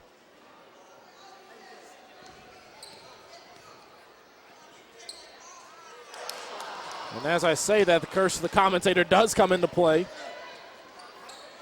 So Wallace now only has 8 on that basket interference against Lise McRae. They just gave the basket to the team. So 8 points for Devontae Wallace. The Panthers on top by 4. And the intensity certainly has ratcheted up, Kevin. Yeah, absolutely. I mean, High Point's finally got a multiple possession lead, and they really just need to keep building upon it. Great entry pass to Wallace. Wallace finishes and now has double figures. Double figures once again for Devontae Wallace, his 5th game in double figures in the last 6. But Felton quickly the other way draws the foul on McGoy. First foul, the second half on to Juan, his 3rd of the game, the 4th against the Panthers. It sends Rashard Felton to the line. Has only played in 8 games. The freshman from Hendersonville, North Carolina. Gets his first point of the night as McGoy Brown will step out. Laham, Cugini come in. With this lineup on the floor for the Panthers, Kevin, you have to think Adam Weary is option number 1 with Devontae Wallace not too far behind. Yeah, I mean, and Lorenzo Cugini is having a really solid game as well. Felton converts the pair. The lead's to 4, 61-57. Someone's got to step up right now, and I think it's got to be, like you said, one of those 2 guys, Cugini or Wallace. Laham, floater good. We've seen that move from Jorge a bunch of times. You know, that's a move that he likes to make. 6-point lead for the Panthers. Tudden. In and out. They were up the floor, Kevin, in 3 seconds. And the Panthers come away with the rebound.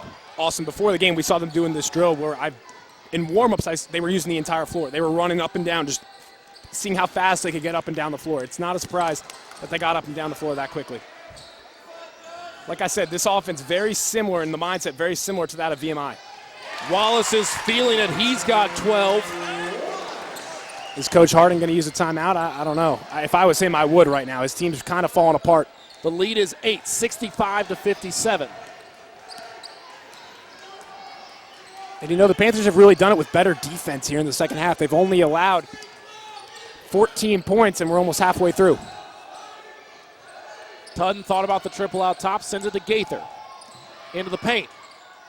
Tough take there by Josh That was Gaither. good defense, though, by the Panthers, although Wallace got hit in the mouth or something because he just called for a substitution, I believe. He will dribble it up, but he definitely just signaled to the bench that he may need a breather. Thought he got hit in the face. He had his shirt pulled over his mouth. Maybe he's just winded. Wallace has 8 points in this second half of play. Weary. Beautiful backdoor feed from Cliff Cornish. And Coach Harding just telling his team to push. No sense of timeout in Coach Harding. He just wants his team to continue to run. 67-59. Hicks. And that's going to be the 4th foul on Adam Weary. So just when he makes a big play on one end, Weary comes back with the personal. That takes us to immediate timeout. High Point has exploded in the second half. They're up by 8. Highlight of this backdoor cut to Weary. To get your official HPU athletics apparel, go to shophighpointpanthers.com. Shophighpointpanthers.com offers a variety of apparel options, including items for golf, basketball jerseys, blankets, hats, and more. Be sure to check out shophighpointpanthers.com.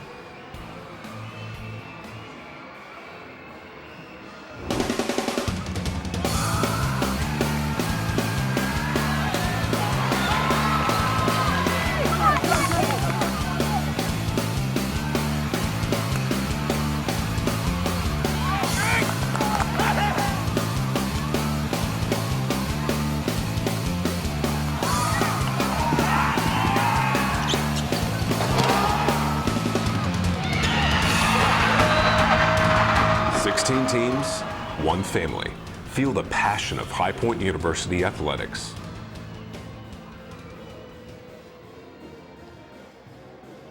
At High Point University, every student receives an extraordinary education in an inspiring environment with caring people. Cutting-edge academic programs are matched with state-of-the-art living. The transformation of this institution has tripled its size, and it has attracted national attention. Students learn and live in a beautiful 300-acre campus. That's High Point University. Extraordinary.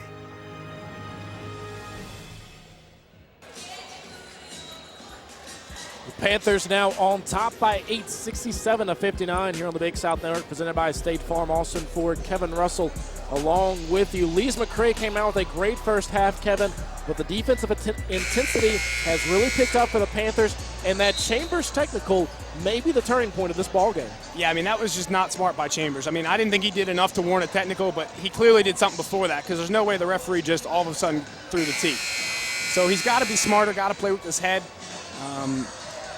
We'll see what they can do the rest of the way. An 8-point margin for this team is nothing. They get up and down the floor, like you said, in 3 seconds or less. So this is a team that can put up points in bunches. They can shoot the 3 ball well. Still plenty of time to go in this one. High Point's got to do a good job of finishing this one off. Bobcats with the possession, down by 8. Smith back in there to run the offense. Tudden drives hard. Great defense there by Lorenzo Cugini. And they're going to call Lorenzo Cugini for the personal, his 3rd, team 6th.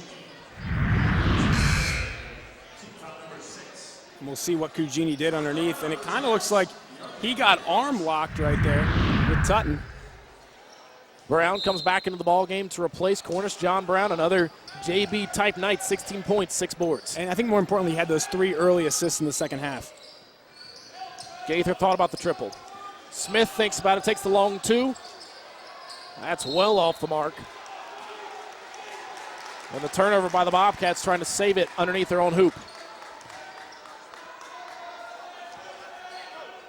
You have to think going into this under 8 media timeout will be the next one, Kevin. This is a big couple minutes of play for the Bobcats. And Devontae Wallace almost had another travel. Brown!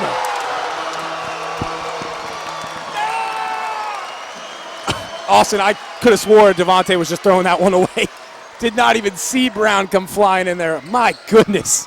18 points for John Brown, and he gets them in the stylish variety. That foul goes against Wallace. And look at this replay, folks. My goodness, it literally looks like he's just throwing it away. The elevation on that dunk was unbelievable by John Brown. Could that be another SportsCenter top 10? I mean, he's got 4 already, Austin.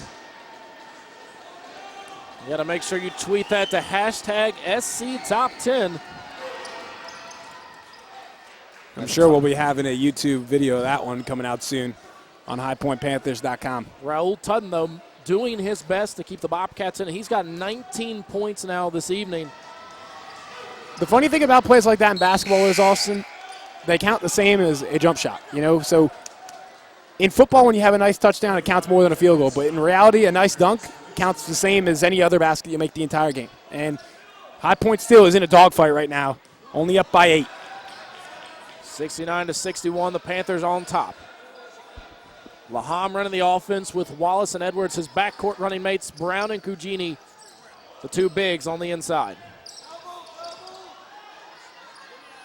Smith, Gaither, and Malbin on the outside, along with Hicks.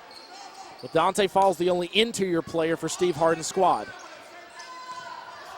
Shot clock down to 7. Laham sees it, goes baseline. Brown. A shot clock violation. Ball, though, still loose on the floor. And somehow, Coach Harden was able to get a timeout out of that loose ball. But High Point, you can see it in their eyes, Kevin. The want is there.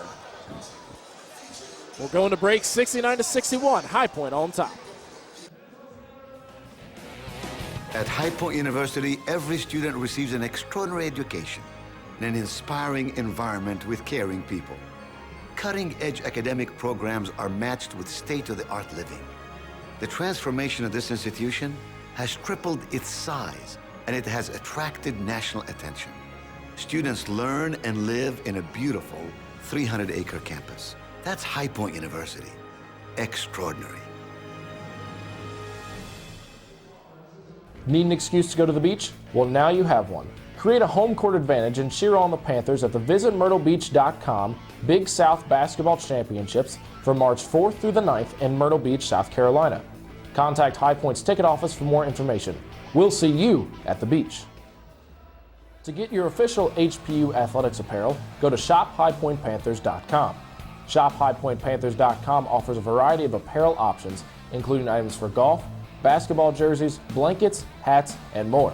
Be sure to check out shophighpointpanthers.com.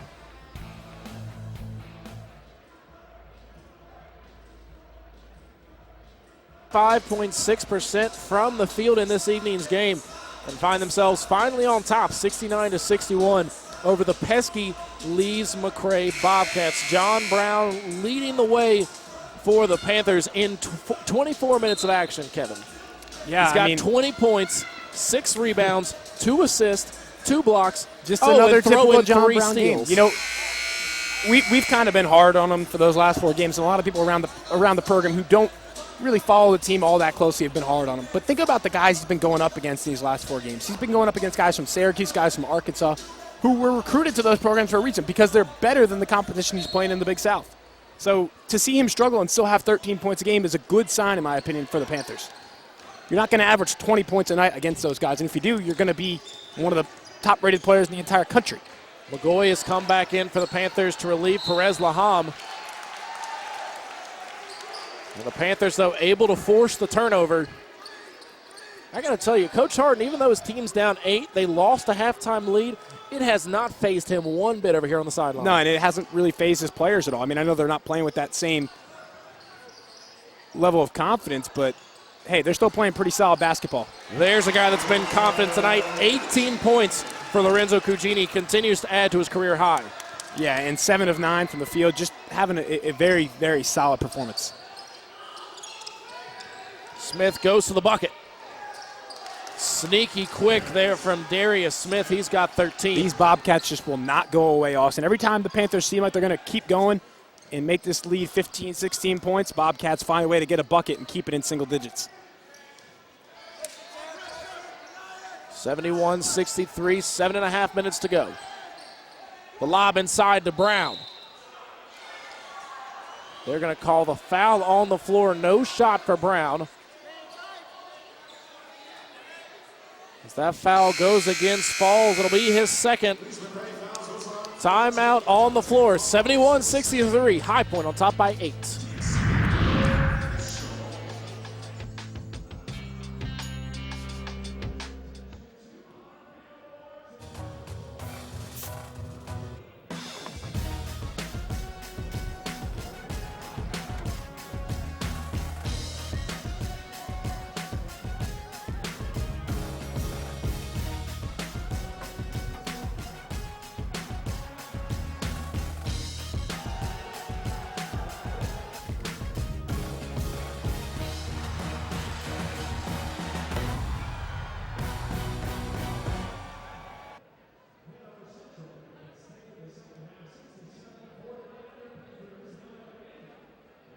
Welcome to the Wow Zone at Triangle Rent-A-Car. We have it, and you know you want it. Big, stylish, roomy, and all decked out. Our selection of sport utility vehicles at Triangle Rent-A-Car is second to none. Navigational systems, roll stability, satellite radios, leather seats, DVD players. So lean back, close your eyes, and imagine yourself in a Triangle Rent-A-Car SUV. Triangle Rent-A-Car. Just tell us what you need.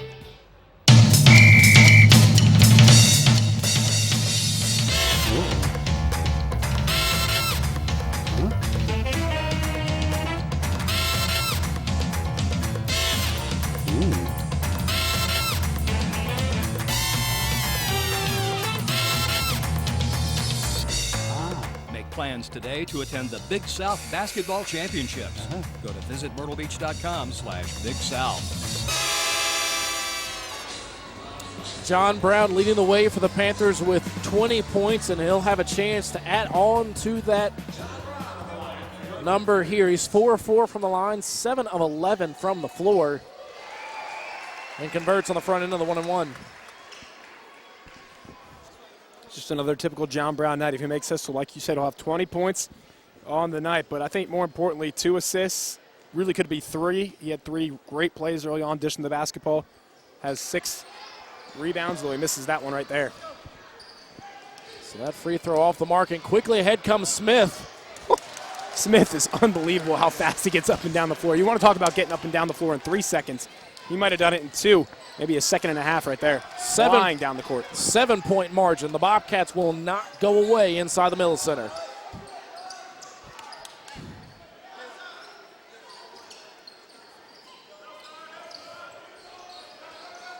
Wallace gets the screen from Brown and drives to the hole. Swings out to McGoy. Shot clock down to 6. Brown with deep position. Well, the ball is saved. Panthers come up with it. Brown nearly had another alley-oop, but Edwards threw it off the glass. Just a little too strong on the pass right there from Edwards. That was the right look because JB was right there to finish. Malbin over to Hicks. Moving screen on Darius Malbin, his first personal.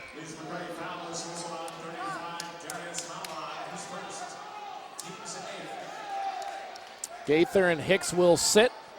Chambers comes back in after an extended break. Coach Harden calling out the defensive signals, and Bond also back in the game. So Darryl Bond, even though he's got 4 fouls, you have to think Coach Harden needs him in the ball game. Yeah, and you know, Coach Harden, right before he went back in, said, look, even if you give me 30 seconds, that's better than what I've got out there right now. So he's playing like he doesn't have any fouls. He's playing with full intensity. He's not worried about picking up that 4th foul. Another turnover for the Panthers. Wallace may have gotten a piece on that lay-in, but Chambers puts it up. And Chambers with 17, the lead down to 5. The Bobcats have run this entire game also, and I feel like their legs haven't gotten tired one bit. They are still getting up and down the floor as the defense chant in the middle center comes alive. McGoy could not finish from in close. Ball out of play to the Bobcats.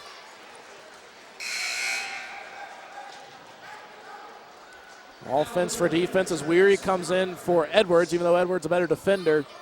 Weary has been hot when he's been in the ball game.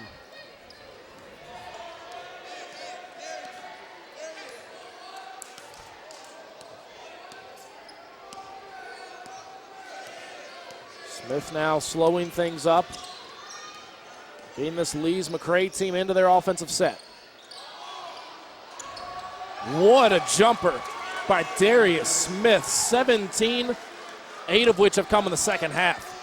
Smith is just putting on a one-man show right now. He's getting up and down the floor so quick, and right there shows you the little finesse game with the spin move. Brown had very deep possession on Falls, and he'll go to the line for a pair.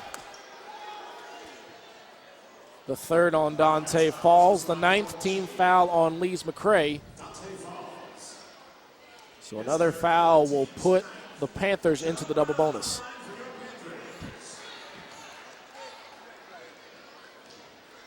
John Brown has 19 points, now has 20. That basket interference from earlier in the half still plaguing the scorers table here in the Miller Center. Not sure who to give the points to. Cornish comes in to replace Cugini.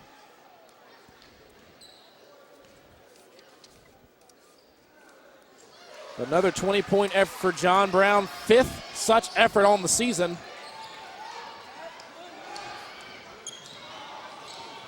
As the Bobcats break the press, Smith the trailer.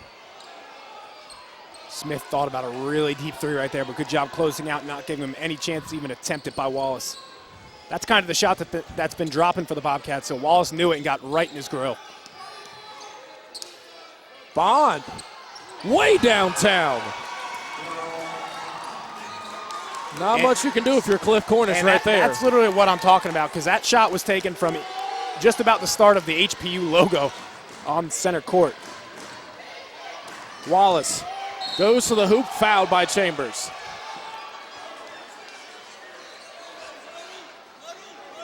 It'll be Chambers' 3rd personal. And sends Devontae Wallace to the line. The Panthers only on top by 2. So some critical free throws coming up for Devontae Wallace. Panthers have only missed 3 free throws in the entire ball game, so they're shooting it very well right now, Austin. Let's see if they can continue to do that. Like I said, that's going to be crucial down the stretch in a close ball game like this. Wallace now 4 of 6. And the guy you really don't expect to make it, he's coming into this season only missing 1 on the entire year, 13 of 14 coming into this ball game. Already missed 2 here tonight. The second will put the Panthers up by 3 with 4 minutes, 40 seconds to go. Strong night from Devontae Wallace again, giving the Panthers a scoring punch off the bench. Good closeout by Cornish on Bond. They've done a great job all game of breaking the press. Really haven't found themselves in a trap situation. The Bobcats are the real deal when trying to break that press. And they're going to call Smith for the carry.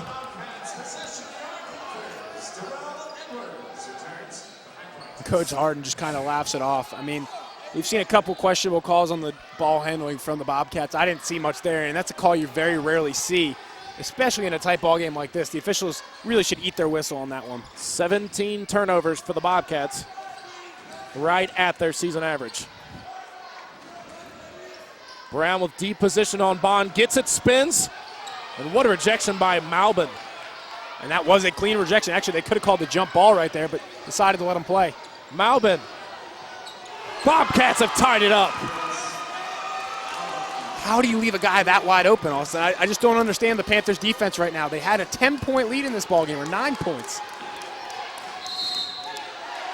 Coach Cherry beside himself. The Bobcats are back in it. 75 apiece with 3:42 to go in the ballgame. High Point calls the timeout.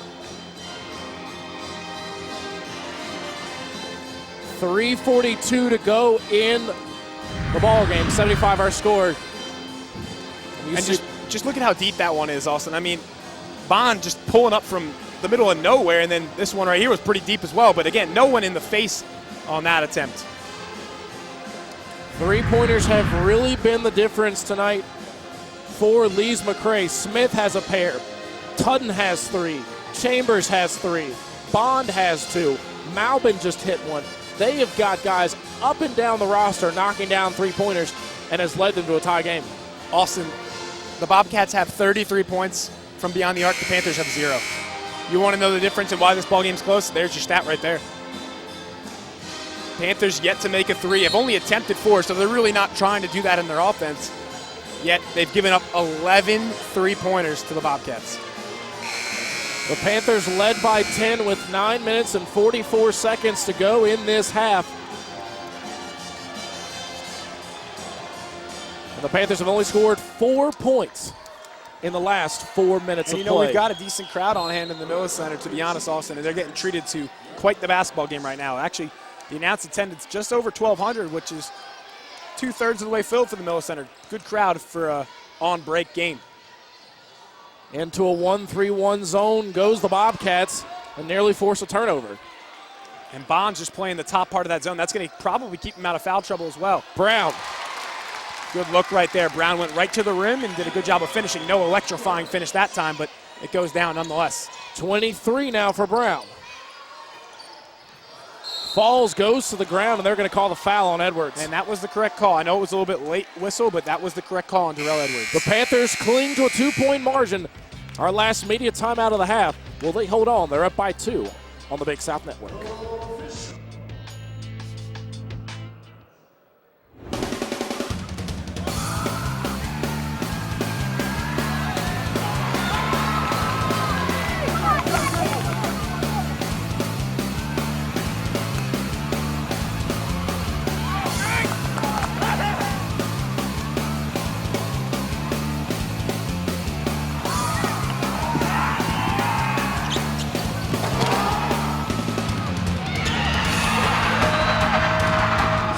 Teams, one family. Feel the passion of High Point University athletics.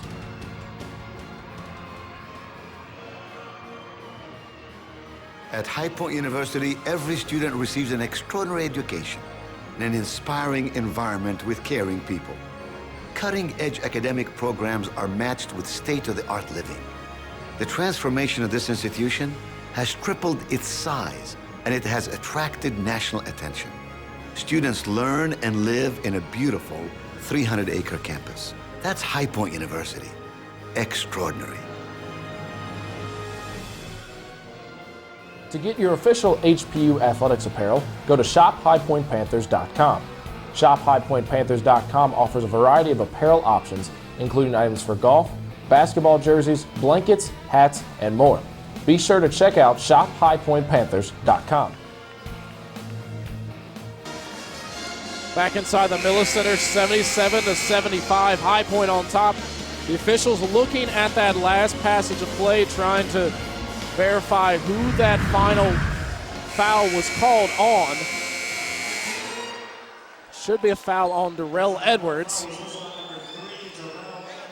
And it is on Edwards. It's his first, team's 8th, So it means a 1-and-1 opportunity for Dante Falls, who's 10 of 16 from the line this year.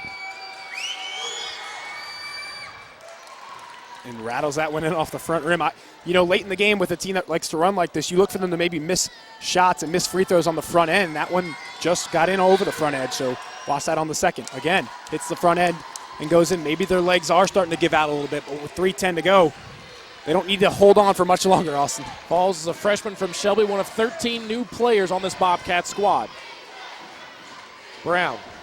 This 1-3-1 doing a great job of not letting JB get to the basketball. Knotted at 77, under 3 minutes. McGoy attacks the bucket, rejected by Falls.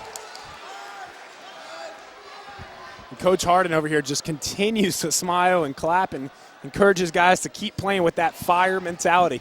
Third block for Falls. He comes in averaging less than half a block a game. Weary drives on Chambers. Somehow got that one up near the rim. They will call the foul on Chambers. That's number 4. So the freshman who's been stellar is close to fouling out. And, we came in a little late on that replay, but I actually thought Weary might have been getting away with a couple nudges with the elbow, trying to draw the foul too much. And the ball doesn't lie in this situation, Austin. Weary was 6 of 6 from the free throw line before that miss. He's got 4 fouls and 8 points, but 6 assists on the night for Adam Weary to lead the Panthers. And before this last free throw doesn't go down for Weary, we've got a tie ball game, but High Point with 3 timeouts leads McRae with 2, so keep that in mind. Both teams in the bonus. High Point is in the double bonus. Huge turnover by Lees McRae, number 17. The Panthers have 15 turnovers of their own.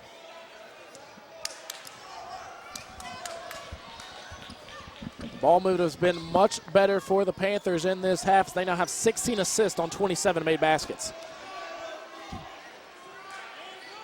Brown leads all scorers with 23. But they can't get in the basketball. Lefty finish by Weary. And that kind of makes up for the 2 missed free throws on that last possession, because that was a heck of a take right there with the left by Weary. Weary in double figures again. That was Bond off the mark. Edwards with the board. That was a majorly forced attempt right there by Bond. No need to try for the fadeaway jumper over Brown. Absolutely no need that early in the shot clock. Still plenty of time for this Bobcats team. The Panthers are certainly in a dogfight. And a lazy pass there by Cugini nearly resulted in a turnover. Tutton will check back in. He replaces Malbin. 1:44 on the game clock, 18 on the shot clock. And they were trying to get Brown to go to that side of the floor so we could get the entry pass from Cugini, but Brown just wasn't able to get there in time. Cugini had to switch the floor. Rejected by Bond. First block of the night by Bond, and it was a beauty. Yeah, I mean, Weary goes hard to the basket. Again, I like that aggressiveness, but not when he got 6'8", 215-pound man Bond sitting right in there. Coach Chair is going to use one of his 3 final timeouts. Give you a game reset. High Point on top, 79-77, a minute 27 to go. Lees McRae is already in the double bonus. High Point is 2 fouls away from the double bonus. Both squads have 2 timeouts remaining. For Coach Harden, trying to set up something on the defensive side, but as soon as High Point scores, you got to watch out for the run out for the Bobcats. Oh, yeah, absolutely. Even if they make a basket, if they miss it or they make it, Bobcats are going to look to get off the floor in less than 3 seconds. It's been a track meet this entire basketball game. Honestly, this is kind of a low-scoring game for a Bobcats played game, because 6 out of their 11 games this year, they've allowed 85 points or more. The Bobcats come in averaging 81.5 points per game, average giving up 84 points a game. Remember, 3 seconds on the shot clock. Got to get it in quick and put it up quick. Weary creates some room somehow, and Brown gets the big finish.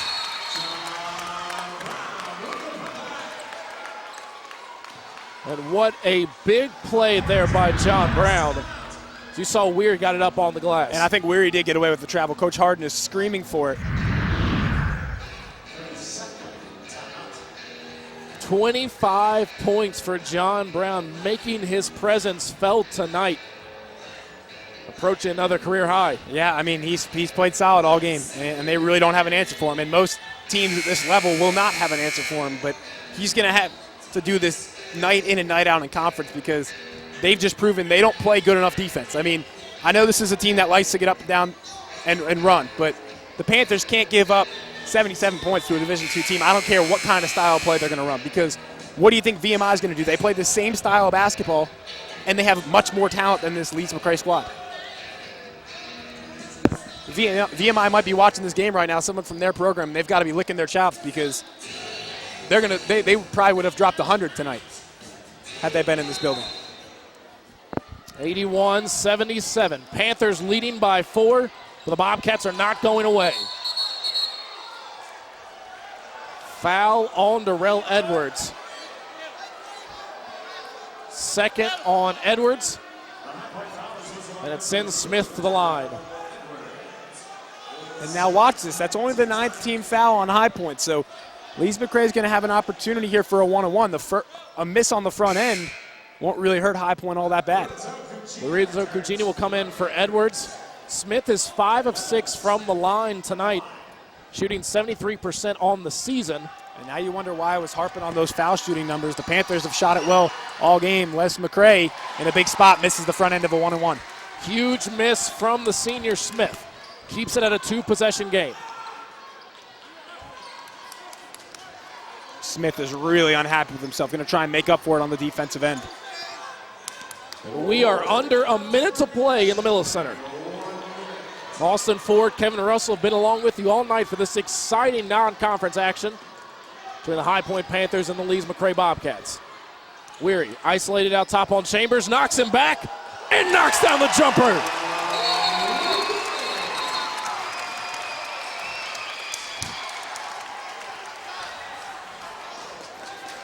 And it is an official timeout, but what a play by Adam Weary.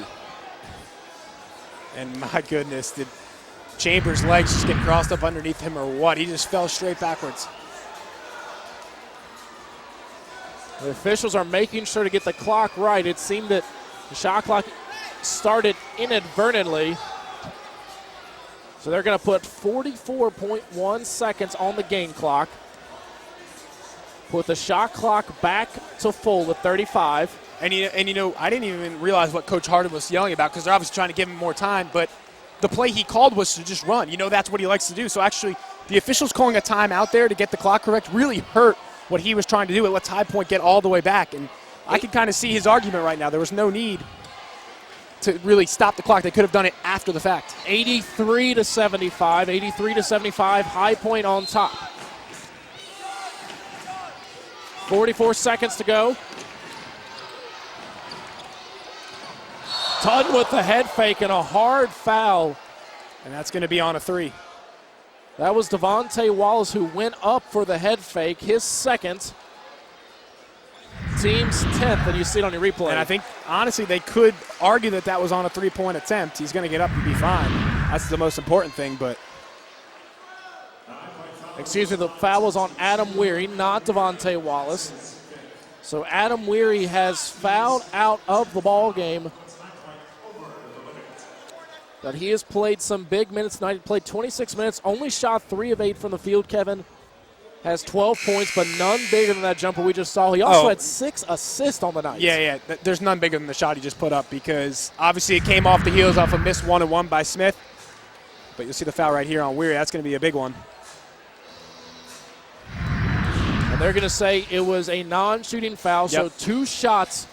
And Coach Cherry made sure that they reviewed that and made sure that they got it right, but the officials had it right from the get-go. No need to review. They called it on the floor. It'll be 2 shots. Tudd is 7 of 8 from the line tonight, a 78.6% foul shooter. He's got 21. It's also 3 of 5 from behind the arc as Gaither's going to come in to replace Chambers. And I'm trying to see who Coach Harden's telling his guys to foul when he comes in, but he's turned away from us. I think if I'm Les McRae, I'm probably fouling Edwards or McGoy. Huge miss Wallace gets the rebound, got tied up. They're just going to say it's knocked out of play. Panther possession. It was a tie-up, but unfortunately Smith was actually stepping out of bounds, so they're going to call it out of bounds on the change of possession. And all that really does is have another 6 seconds come off the clock with the Bobcats not getting the ball back. Lees McRae does have the alternating possession, 83-78. They get into Wallace. Wallace to McGoy. McGoy trapped here on the near side, got it away to Edwards. And Smith will foul. The Panthers able to run 8 more seconds off the clock. That's the second foul on Smith. Panthers already in the double bonus. And we've seen some untimely misses down the stretch by both teams, really. I mean, Weary missed 2 shots earlier, then Smith missed the front end of 1-and-1 that would have had the game at 1 possession. You're right, Austin. We've seen a lot of missed opportunities at the foul line. We just saw a miss on this end as well. Darrell Edwards to the line. Edwards 9 of 12, now 10 of 13 from the line on the season. Chambers and Tutton will check in. Falls and Gaither come out. Edwards for the second. 2 big free throws from the senior. And it's going to take a miracle now. Smith dribbling it up, being triple teamed by this high-point defense. Bond. In and out. McGoy on the rebound. And Coach Harden is calling off the Dogs. 85-78. High Point will escape with the 7-point victory over the Division II Bobcats, Kevin, who put up one heck of a fight tonight. And you know what? Coach Harden has every reason to call off the Dogs right there and just be proud of the effort that his guys gave tonight, because Austin, they were the better team tonight in reality. I mean, they outplayed High Point for a great deal of this basketball game, but it was a heck of a game. I mean, this fire sort of thing that he's implementing, I don't know where he learned it. I don't know much about it, but I can tell you it has some potential to be a definite coaching strategy in the future, because this team put on quite the performance here tonight. Raul Tutton led the way for the Bobcats with 21 points, 3 of 5 from the three-point line.